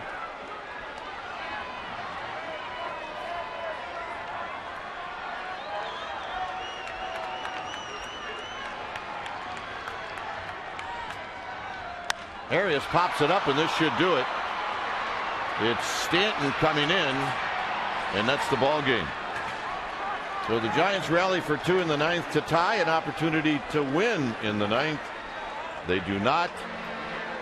Stanton hits the solo home run in the 10th, and the Giants go down quietly in the bottom of the 10th. And although the Giants did come back, still very disappointed, as this was a weird game, but a tough one to lose. Well, they're always tough to lose when you're losing by 1 at home, but this is one that they did fight back and make some noise there in that 9th inning. That was good to see. They had been stagnant for the last 17 innings prior to the 9th inning where they got 5 hits. So hopefully things turn around tomorrow and they can salvage a game in the series. All right, final score here at AT Park. It's the Marlins 3 and the Giants 2. Esurance Giants postgame live with interviews and the wrap is coming up. But first, let's go to the Sportsnet Central Studio for an update. Thanks for watching San Francisco Giants baseball on Comcast Sportsnet, part of the NBC Sports Group.